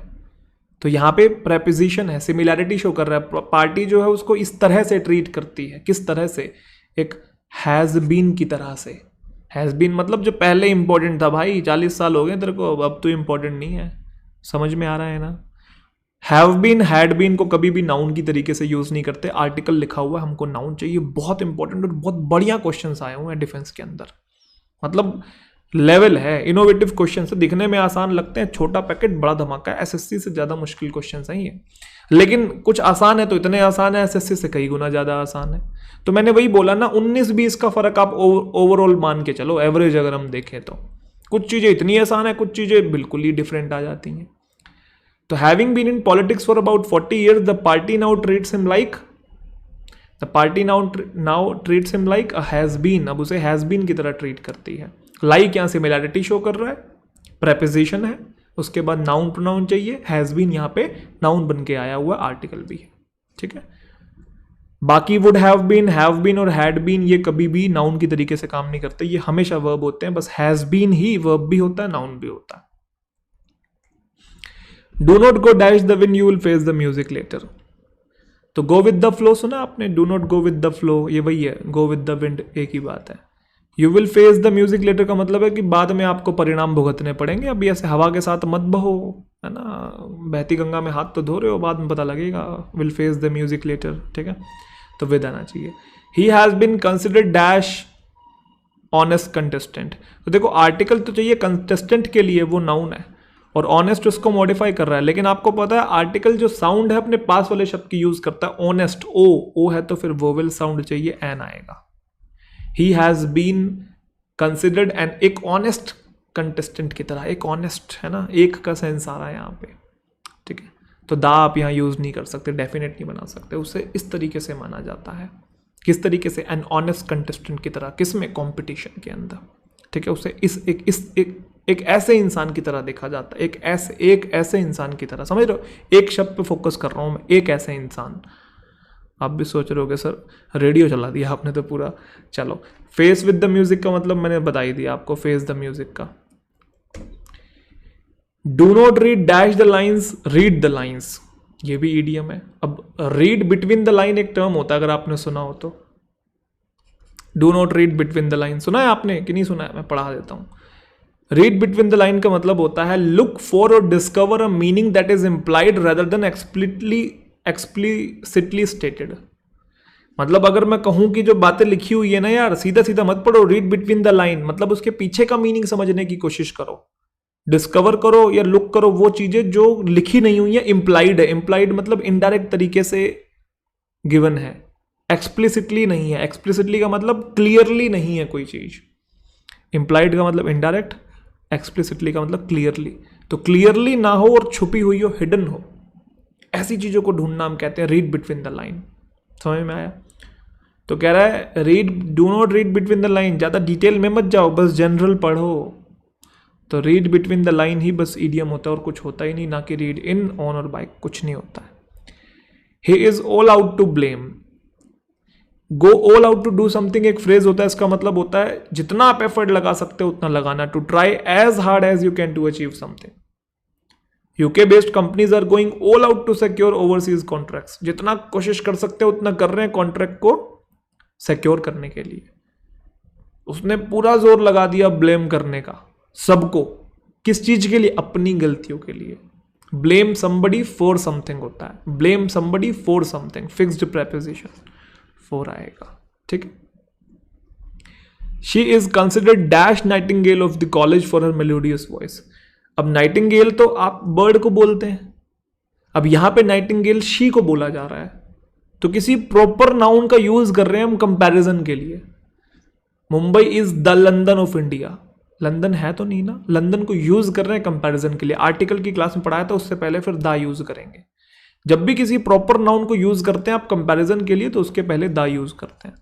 She is considered the Nightingale of the college for her melodious voice. Room जो है डार्क है, could you please turn dash the light, phrasal verb है। टर्न ऑन द लाइट, क्योंकि अंधेरा है ना, तो टर्न ऑन का मतलब जला देना, टर्न ऑफ का मतलब बंद कर देना। टर्न ऑन का मतलब जला देना, टर्न ऑफ का मतलब बंद कर देना, टर्न अवे का मतलब मुड़ जाना, इधर मुंह कर लेना। और टर्न इन के 2-3 मीनिंग होते हैं, सीख लो। टर्न इन होता है जब आप बेड पे जाते हैं तो हम कहते हैं कि आई एम टर्निंग इन, अब मैं जा रहा हूं सोने। या जब आप गिव अप कर देते हैं, हाथ खड़े कर देते हैं, तब हम कहते हैं I have turned in. To tell the police about someone or to take them to police because they have committed a crime, मतलब सरेंडर कर देना, टर्न इन कर देना, गिव इन कर देना। और बेड पे चले जाना, उसको भी टर्न इन कहते हैं। टर्न ऑन बढ़ाना, टर्न इन बेड पे और गिव अप कर देना। टर्न ऑफ का मतलब घटाना, टर्न अवे का मतलब मुड़ जाना। आई होप समझ में आ गया। Do not walk so fast, I can not keep dash with you, ये भी एक फ्रेज है, ईडियम है। कीप अप विद समथिंग एक फ्रेज होता है। कीप अप का मतलब होता है to do whatever is necessary to stay level और इक्वल विद समवन और समथिंग, मतलब किसी के बराबर आने के लिए जितना आप कर सकते हैं करें। To keep up with something, keep up, आगे चला गया कोई, to keep up with that person, उसके बराबर आओ, एफर्ट लगाओ, तो कुछ आ ही नहीं सकता। फिक्स्ड प्रेपोजिशन और इडियम्स में आप कुछ नहीं कर सकते, जो है एज इट इज आपको वही बनाना पड़ेगा। आता है तो आता है, नहीं आता है तो बोलो राधे राधे, ये वाला सिचुएशन है। Do not walk so fast, I can not keep up with you, मैं तुम्हारे बराबर नहीं आ सकता हूं। कीप अप टू नहीं होता, कीप ऑन नहीं, इन नहीं, लॉजिक ही नहीं दे सकते आप इनमें, आपको इडियम्स एज इट इज करना पड़ेगा।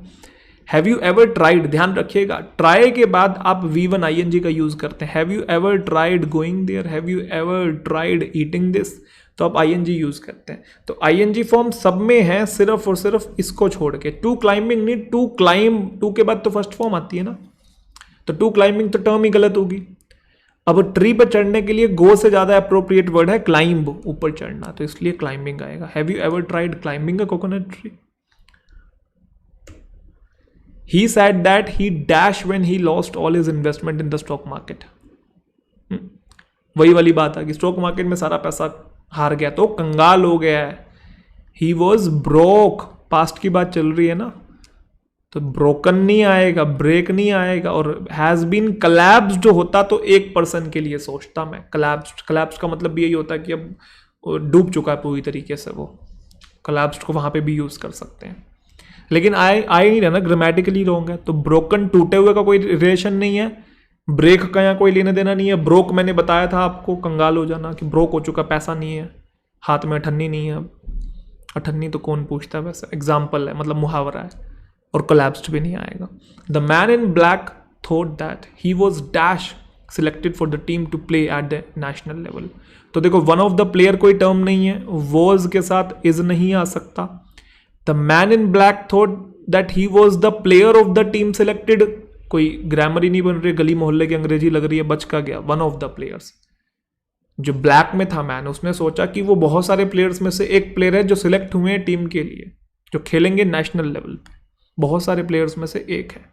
यस और no, he was the one of the players. बनाओ भाई अगले, जल्दी से बनाओ। When she dashed her friend after a period of 2 decades, her throat choked. Past की बात चल रही है, तो आप प्रेजेंट के सारे टेंस हटा दो, ये हटा दो और ये हटा दो। और एक चीज और, when she dashed her friend after a period of 2 decades, 2 हफ्तों के बाद, 2 हफ्ते कह रहा हूँ, 2 दशकों के बाद जब मिला, तो उसका गला चोक हो गया, मतलब चोक का मतलब कि गले में कुछ गरारी सी अटक गई उसकी मतलब कि क्या हो गया गले, चोक का मतलब होता है गले में कुछ अटक जाना या दम सा घुटना। अब ये पता नहीं क्यों हुआ उसको दोस्त से मिलने के बाद, लेकिन सेंटेंस है। तो यहाँ पे क्या आना चाहिए, मेट आना चाहिए। क्यों? क्योंकि जैसे ही देखा वैसे ही गला चोक हो गया। दो एक्शन जब एक साथ होते हैं सीक्वेंस में तो वर्ब की सेकंड फॉर्म यूज करते हैं। When she met her friend, है ना, जब मिली वो अपने दोस्त से 2 दशकों के बाद, तो उसका गला ऐसा हो गया। जैसे ही मिली वो ये हो गया। याद है ना, बताया मैंने, 2 एक्शन सीक्वेंस में होते हैं तो वर्ब की सेकंड फॉर्म यूज करते हैं। तो व्हेन शी मेट, ना कि हैड बीन मीटिंग, मिल रही थी जब तब हुआ। इतना एक्शन डिस्क्राइब करने की जरूरत नहीं है, हैड बीन मीटिंग नहीं आएगा यहाँ पे, ठीक है। और पास्ट चाहिए था तो मेट आया, meet met met. The portrait of the lady conveys dash it appears, जितना प्रतीत होता है, डैश जो है लेडी का पोर्ट्रेट कन्वे करता है।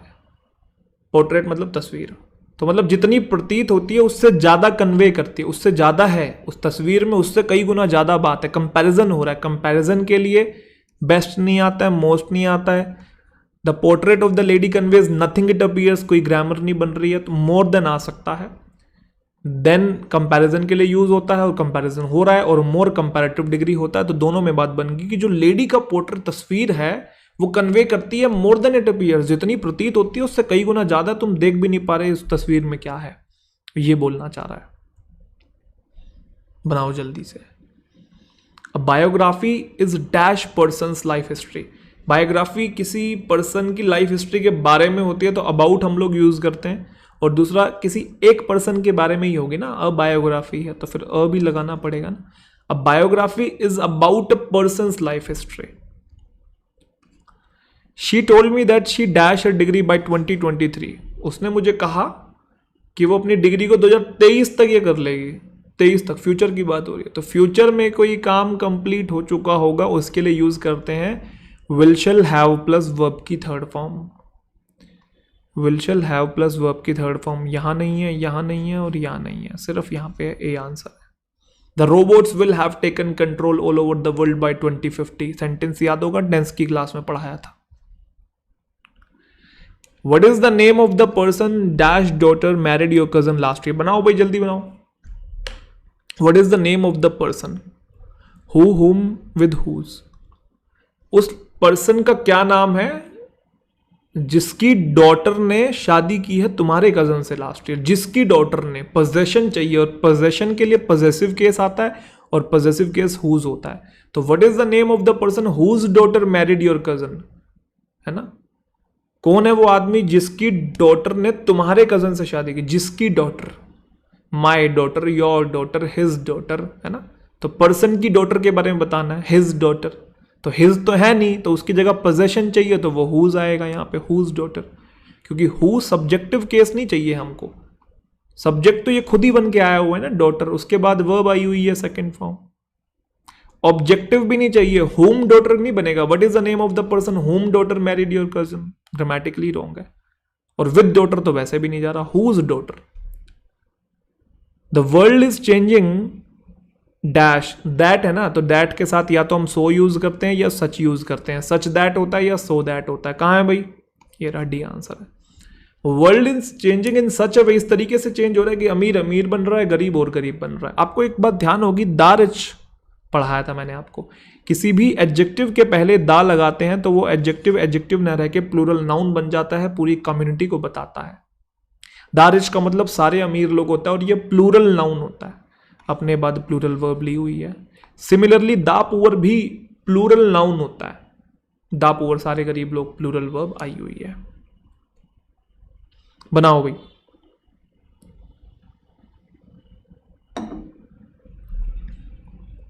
Had I informed beforehand, I dash it to the celebrations. इतना तो पता है हमको कि एक पार्ट में had been प्लस वर्ब की थर्ड फॉर्म है, ये याद है आपको। या तो आप लिखते थे if plus subject plus had plus verb की थर्ड फॉर्म, अदरवाइज आप if को ड्रॉप करके had पहले सब्जेक्ट बाद में भी लिख सकते थे। याद दिलाऊं, कंडीशनल के चैप्टर में पढ़ाया है। If I had known that, if I देखो, if I had known that, if को हटा दूं, हैड आई नोन दैट, एक ही बात होती है, हैड आई नोन दैट। जब भी ऐसा स्ट्रक्चर होता है तो दूसरे वाले पार्ट में would have plus third form होता है, would have plus third form. मैंने कहा था would have plus third form ना हो तो कुड हैव भी हो सकता है, याद करो। तो यहां पे वुड हैव तो है लेकिन थर्ड फॉर्म नहीं है, तो ये तो गलत है। विल हैव थर्ड फॉर्म भी नहीं चाहिए, और ought टू हैव मेड यहां पे नहीं चाहिए। क्यों ये चाहिए? क्यों? क्योंकि कुड हैव मेड का मतलब होता है कि पहुंच सकता था, और ought टू हैव मेड का मतलब होता है पहुंचना चाहिए था, है ना। ought टू शुड से रिलेटेड होता है ये, शुड हैव मेड करना चाहिए था, और कुड हैव का मतलब पहुंच सकता था। अब सेंटेंस पढ़ो, अगर मुझे पहले इन्फॉर्म कर दिया होता तो मैं सेलिब्रेशंस में, पार्टी में पहुंच जाता। I could have made it to the celebrations, ना कि I ought to have made it. I ought to का मतलब पहुंचना चाहिए। अगर इन्फॉर्म कर दिया होता तो यार पहुंचना चाहिए था, अगर इन्फॉर्म कर दिया होता तो पहुंच गया होता। कौन सा बेटर लग रहा है? कुड हैव मेड ना। दोबारा सुन लो, जब एक पार्ट में हैड प्लस वर्ब की थर्ड फॉर्म होता है तो दूसरे पार्ट में would have third form, could have third form, even should have और ought टू हैव भी आ सकता है थर्ड फॉर्म के साथ, लेकिन कॉन्टेक्स्ट पे डिपेंड करता है। विल हैव थर्ड फॉर्म तो नहीं आएगा, और वुड हैव अकेला आ नहीं सकता बिना थर्ड फॉर्म के। अब या तो ये या तो ये। अब कॉन्टेक्स्ट यहां पे ये है कि पहुंच सकता था, ना कि पहुंचना चाहिए था। ये सजेशन देता है पहुंचना चाहिए था, और ये इसका मतलब होता है पहुंच सकता था, I could have made there. तो यहां पे पहुंच एबिलिटी बतानी है, ना कि सजेशन बताना है। पहले बता दिया होता तो पहुंच गया होता यार। एबिलिटी के लिए could have third form. I hope समझ में आ रहा है, बढ़िया क्वेश्चन था। Indian perspective of life informs that leading a life of greed dash in unhappiness. जिंदगी का जो इंडियन पर्सपेक्टिव है, मतलब इंडियन लोगों का जो नजरिया है, वो ये बताता है कि अच्छी लाइफ को लीड करना, leading a life of greed, greed की लाइफ को लीड करना हैप्पीनेस का ये है। अब लीड के साथ तो भाई टू प्रेपोजिशन आता है, तो टू तो है नहीं, इन है गलत, है ना। वुड रिजल्टेड हो नहीं सकता क्योंकि वुड मॉडल वर्ब है, उसके बाद वर्ब की पहली फॉर्म आती है, तो गलत, ये तो ईडी वाली फॉर्म है।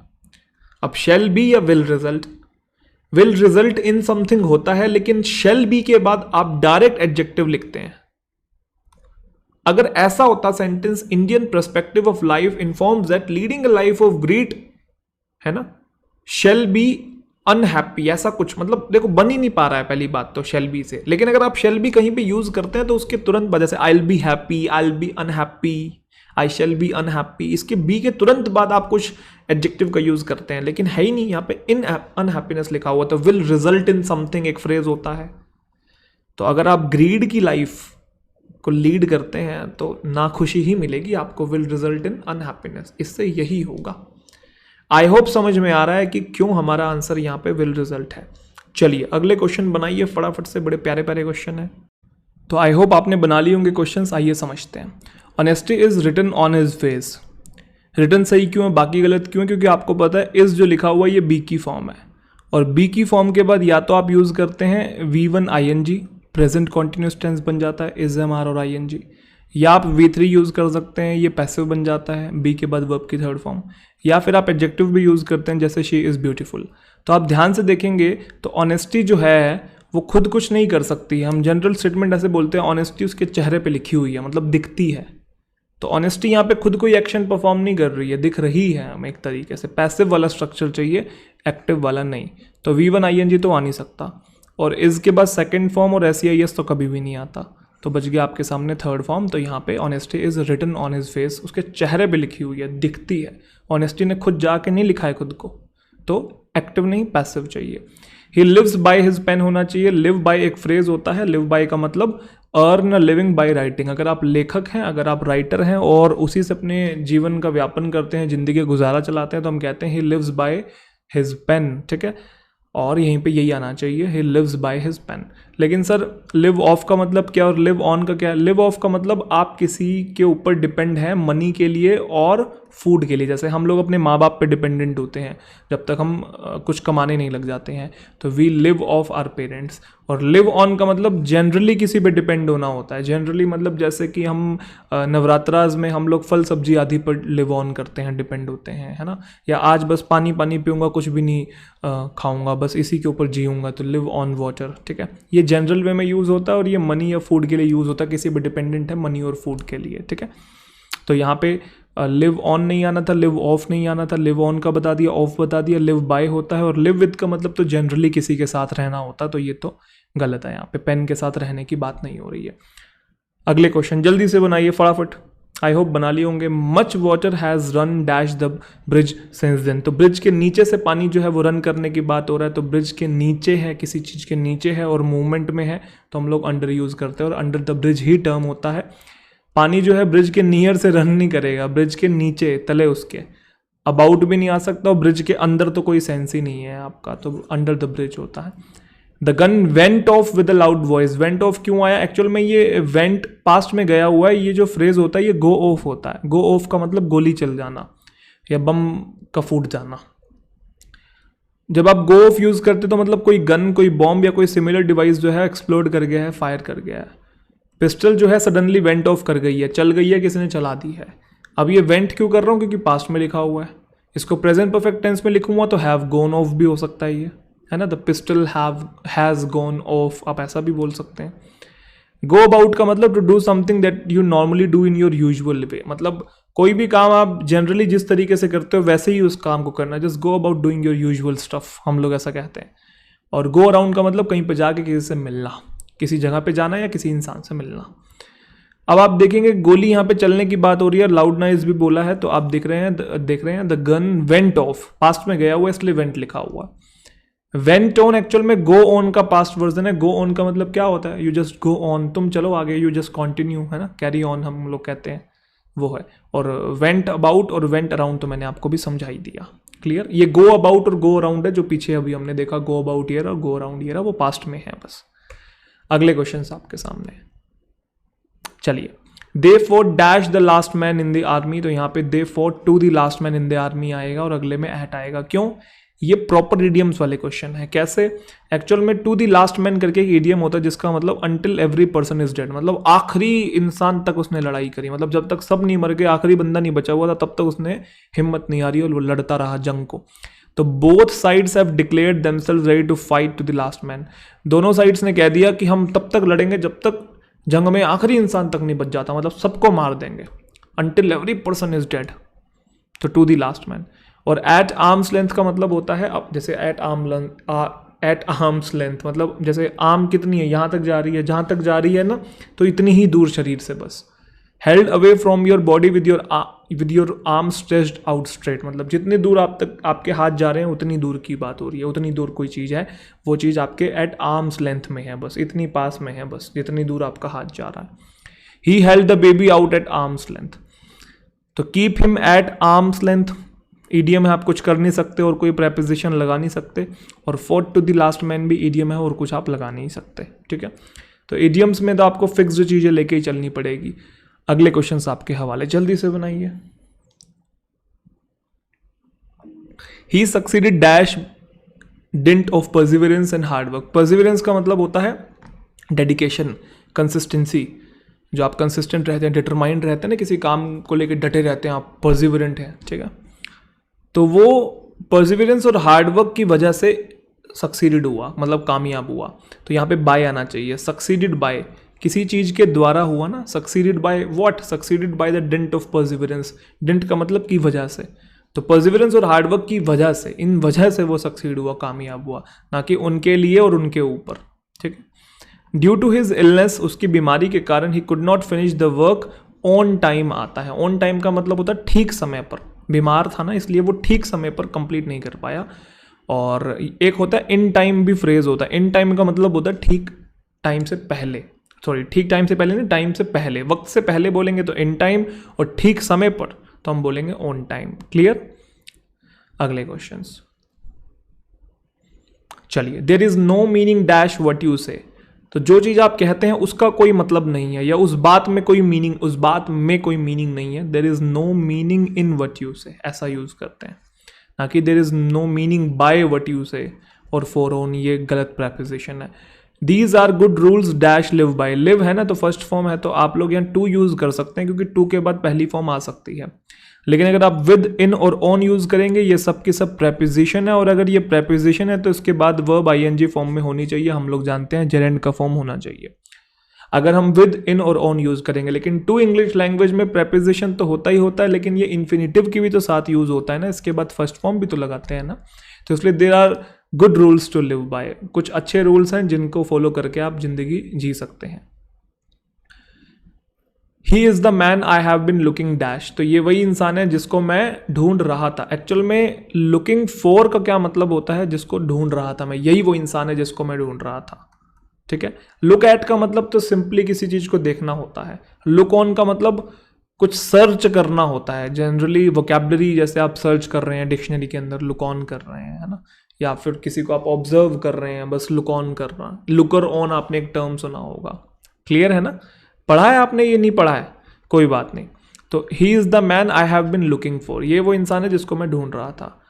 सिट हेयर डैश मी, तो मेरे साथ बैठने की बात हो रही है, और साथ बैठने के लिए बी साइड यूज करते हैं, ना कि मेरे अंदर, ना कि मेरे ऊपर, और ना कि मेरे द्वारा, मेरे साथ में, बगल में। बी साइड और बिसाइड्स आपको ध्यान होगा, बी साइड का मतलब होता है के बगल में, और बिसाइड्स का मतलब होता है के अतिरिक्त, अगर आपको ध्यान हो तो।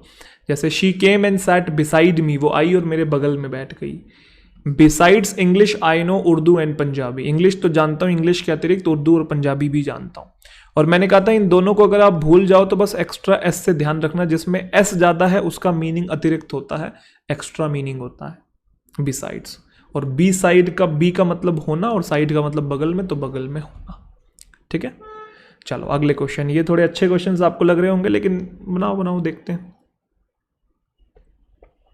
चलिए पॉज करके बनाइए क्वेश्चंस को, हम देखते हैं इसके answer. We must not shy away from entry level or freelance job. Shy away from एक टर्म होता है। शाई अवे फ्रॉम का मतलब होता है किसी चीज़ को अवॉइड करना, जो चीज़ आप डिसलाइक करते हैं। मतलब आपको कोई चीज़ पसंद नहीं आ रही तो आप उसे अवॉइड कर रहे हैं, तो मतलब आप शाई अवे हो रहे हैं, उससे भाग रहे हैं, शर्म आ रही है आपको वो करने में, या आप उस चीज़ को लेकर कॉन्फिडेंट नहीं है। तो वो कह रहा है कि वी मस्ट नॉट, सजेशन दे रहा है कि हमें शाई अवे नहीं करना चाहिए entry level or freelance job से। एंट्री लेवल जॉब्स मतलब जैसे फ्रेशर की जो जॉब होती है, हमको लगता है यार 5,000 सैलरी मिल रही है, कौन करेगा, मैं तो 20,000 वाली नौकरी करूंगा, ऐसे थोड़ी होता है। छोटी जॉब पहले जो एंट्री लेवल जॉब होती है वो हमको करनी होती है, उसी से हमको एक्सपीरियंस मिलता है, और छोटे छोटे एक्सपीरियंस गेन करके या बड़ी बड़ी जॉब्स में जाते हैं। तो वो वही बोल रहा है कि हमको शाई अवे नहीं करना चाहिए, हमें दूर नहीं भागना चाहिए, हमें अवॉइड नहीं करनी चाहिए entry level or freelance job को, क्योंकि वो हमारी मदद करती है नॉलेज डेवलप करने में, किसी भी कॉन्टेक्स्ट को लेके, जिस तरीके से कंपनी ऑपरेट करती है। मतलब अगर आप किसी कंपनी में जाते हैं, ठीक है, तो आप जब एंट्री लेवल जॉब करेंगे तभी आपको अंदर जाके ही पता लगेगा कंपनी कैसे काम करती है। आप बाहर बैठे बैठे कंपनी के बारे में नहीं जान सकते कि कंपनी कैसे काम करती है, यस और no. So we must not shy away from, तो शाई इन और विद और अपॉन कोई आपकी टर्म नहीं होती है। सिविल सोसाइटी और जो मीडिया है उनका मेजर रोल है किस चीज़ में, कोयलेशन को काम करवाने में। कोयलेशन मतलब जो गठबंधन चला है ना, गठबंधन बना है जो दो पार्टियों का, उसको वर्क करवाने में। तो सिविल सोसाइटी और जो मीडिया का इंपॉर्टेंट रोल है गठबंधन को वर्क करवाने में, किसके लिए, डैश द पीपल। तो लोगों के लिए गठबंधन बनता है ना, लोगों के बारे में और लोगों के साथ और लोगों के ओवर का वेट लोगों के लिए बनता है।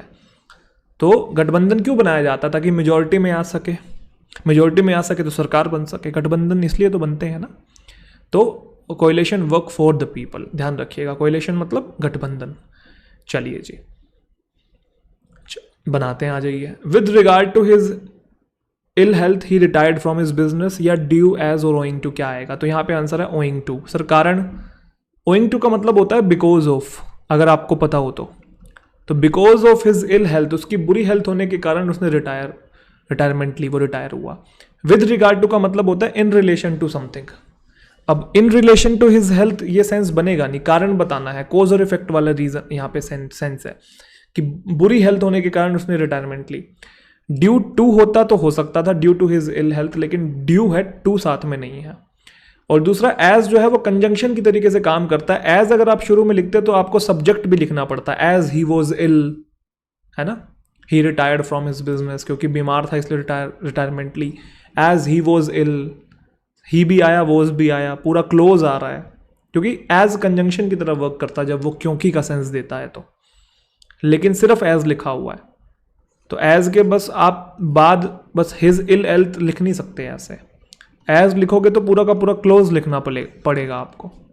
समझ में आया कि नहीं आया? तो हमें यहाँ पे प्रेपोजिशन चाहिए। ओइंग टू का मतलब होता है because of his ill health, उसकी इल हेल्थ के कारण। अब बिकॉज ऑफ लिखते हैं तो आपको पता है बिकॉज ऑफ प्रेपोजिशन है, प्रेपोजिशन के बाद बस ऑब्जेक्ट से भी काम चल सकता है। लो ऑब्जेक्ट आया तो हुआ है उसकी इल हेल्थ। लेकिन एज लिखोगे तो सब्जेक्ट और वर्ब दोनों चाहिए आपको। ऐसे सिंस भी जब शुरू में आता है तो फिर सब्जेक्ट और वर्ब दोनों लेके आता है। जैसे since I was ill I could not attend the class, as I was ill I could not attend the class. आपको पता है सिर्फ बिकॉज भी जब शुरू में आता है तो वो भी पूरा का पूरा क्लोज लेके आएगा। Because I was ill I could not attend the class.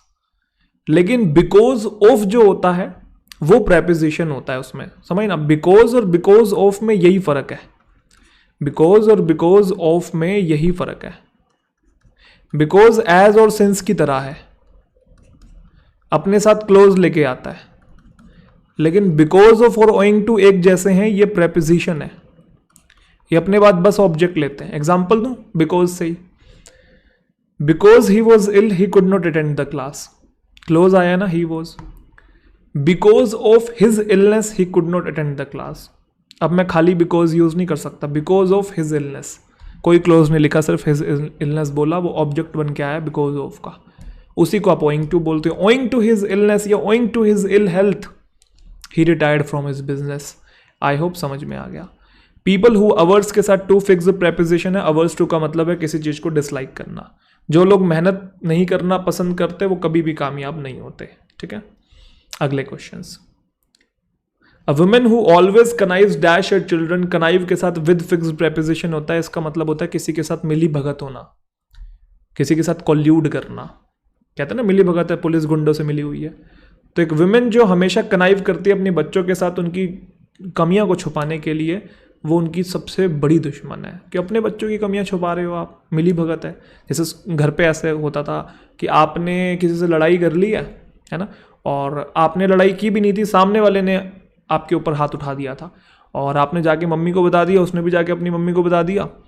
लेकिन आपकी मम्मी ने कहा कि यही होगा, मेरे वाला ही होगा, इसने किया होगा। और जबकि जिसने किया था उसकी मम्मी उसका सपोर्ट ले रही है, जबकि लड़ाई उसने शुरू की थी।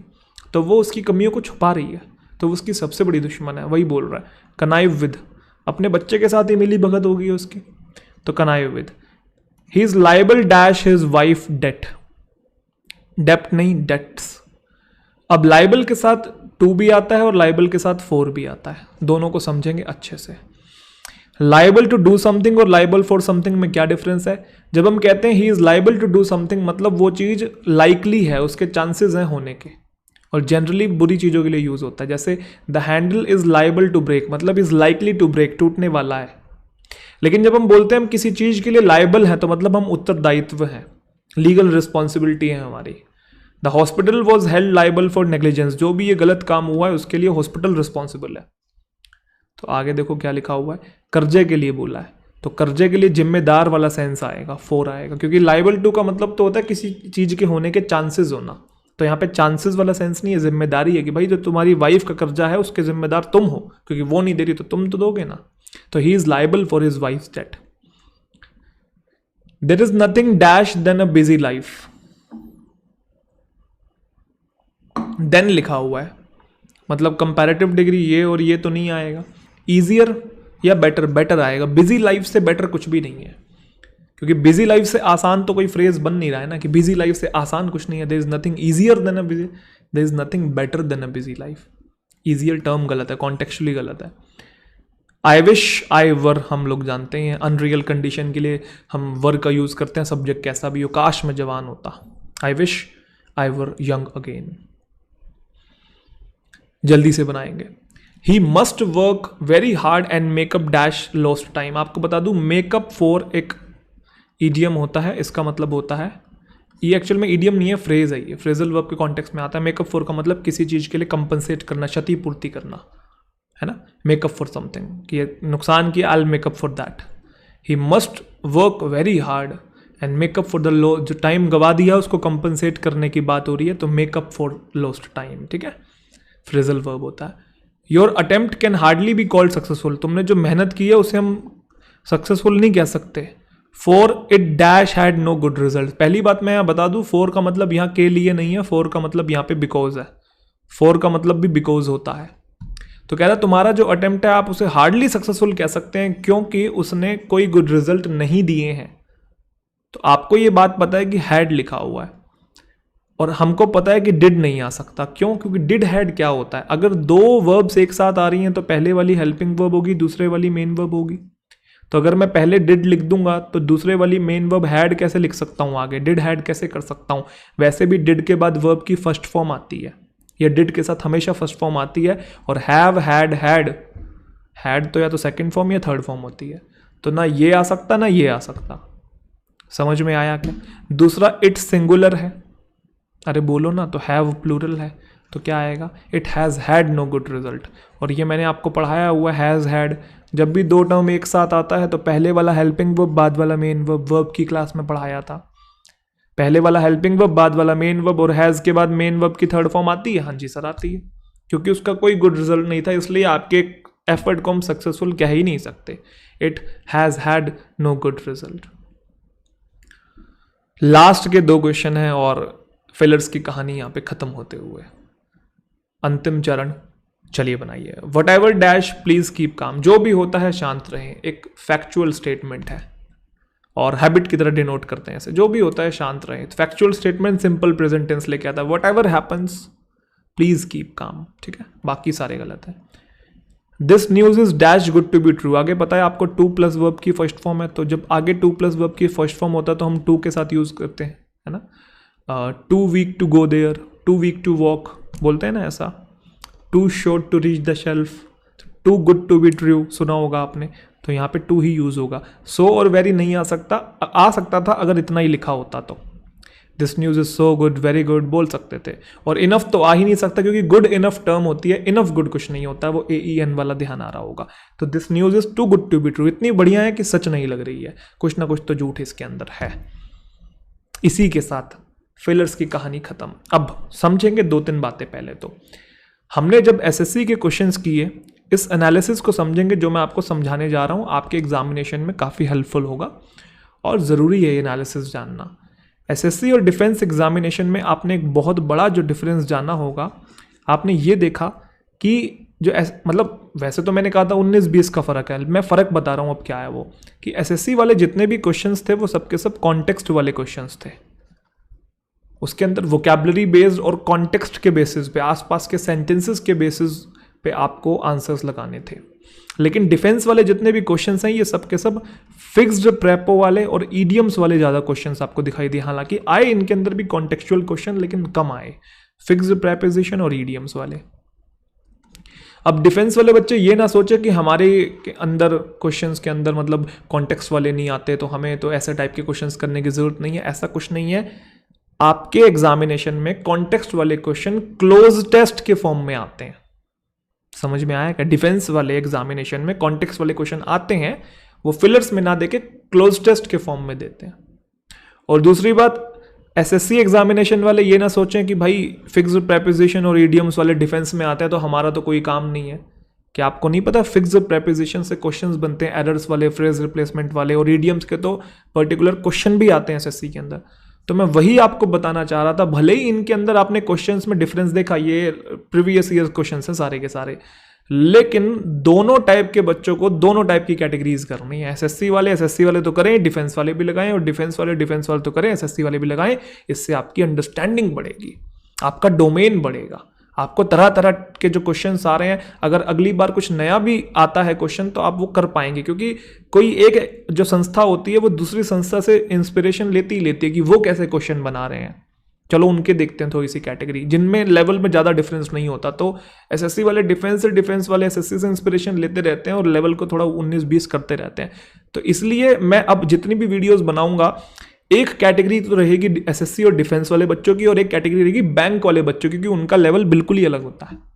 उसमें clerk pre, PO pre, clerk mains, PO mains, वो हाई लेवल, बहुत हाई लेवल चला जाता है। तो बैंक वाले बच्चों की अलग वीडियोस रहेंगी। अब जो भी टॉपिक आएगा उस पर हमेशा 2-2 वीडियोस मिलेंगी। एक वीडियो SSC और डिफेंस वाले बच्चों के लिए, उसमें भी कैटेगरीज करूंगा।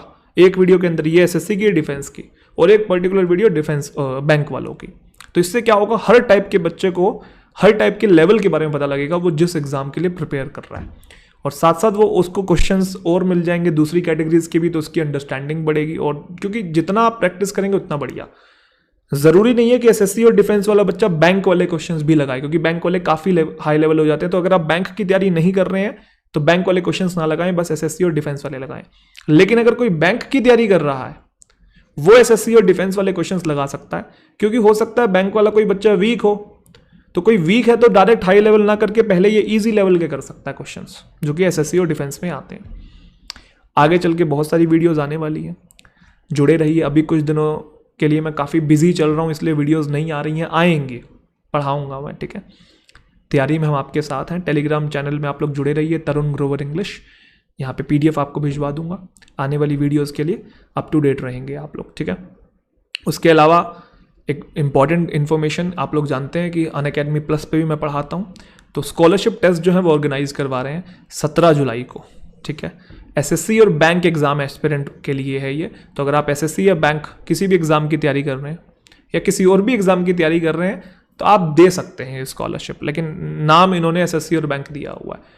इंपॉर्टेंट स्कॉलरशिप टेस्ट है ये, फ्री ऑफ कॉस्ट है, हर कोई बच्चा दे सकता है। रैंक फर्स्ट को 40,000 तक का लैपटॉप जो है वो मिलेगा, सेकंड को 20,000 तक का मोबाइल, थर्ड को 10,000 तक के पोड्स, फोर्थ को वाउचर 5,000 तक के, और फिफ्थ को भी गिफ्ट वाउचर मिलेंगे अमेजोन के 2500 तक के।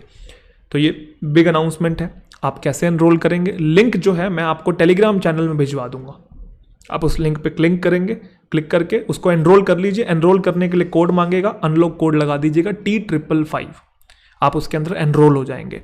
और 17 जुलाई को 10 बजे के बाद ये टेस्ट होगा। आप जब लिंक पे क्लिक करेंगे तो साफ साफ दिखेगा एसएससी का इतने बजे है, बैंक का इतने बजे है। आप लिंक पे ओपन करके आप एनरोल कर लीजिए, T555 कोड लगा लीजिएगा। और मेरी अनअकैडमी की फ्री क्लासेस, वोकैबुलरी पढ़ाई हुई है मैंने, previous year words, trending words, jargons हो गए, commonly confuse words, root words, उनको भी आप देख सकते हैं, फ्री ऑफ कॉस्ट है। T555 कोड यूज़ कीजिए बस।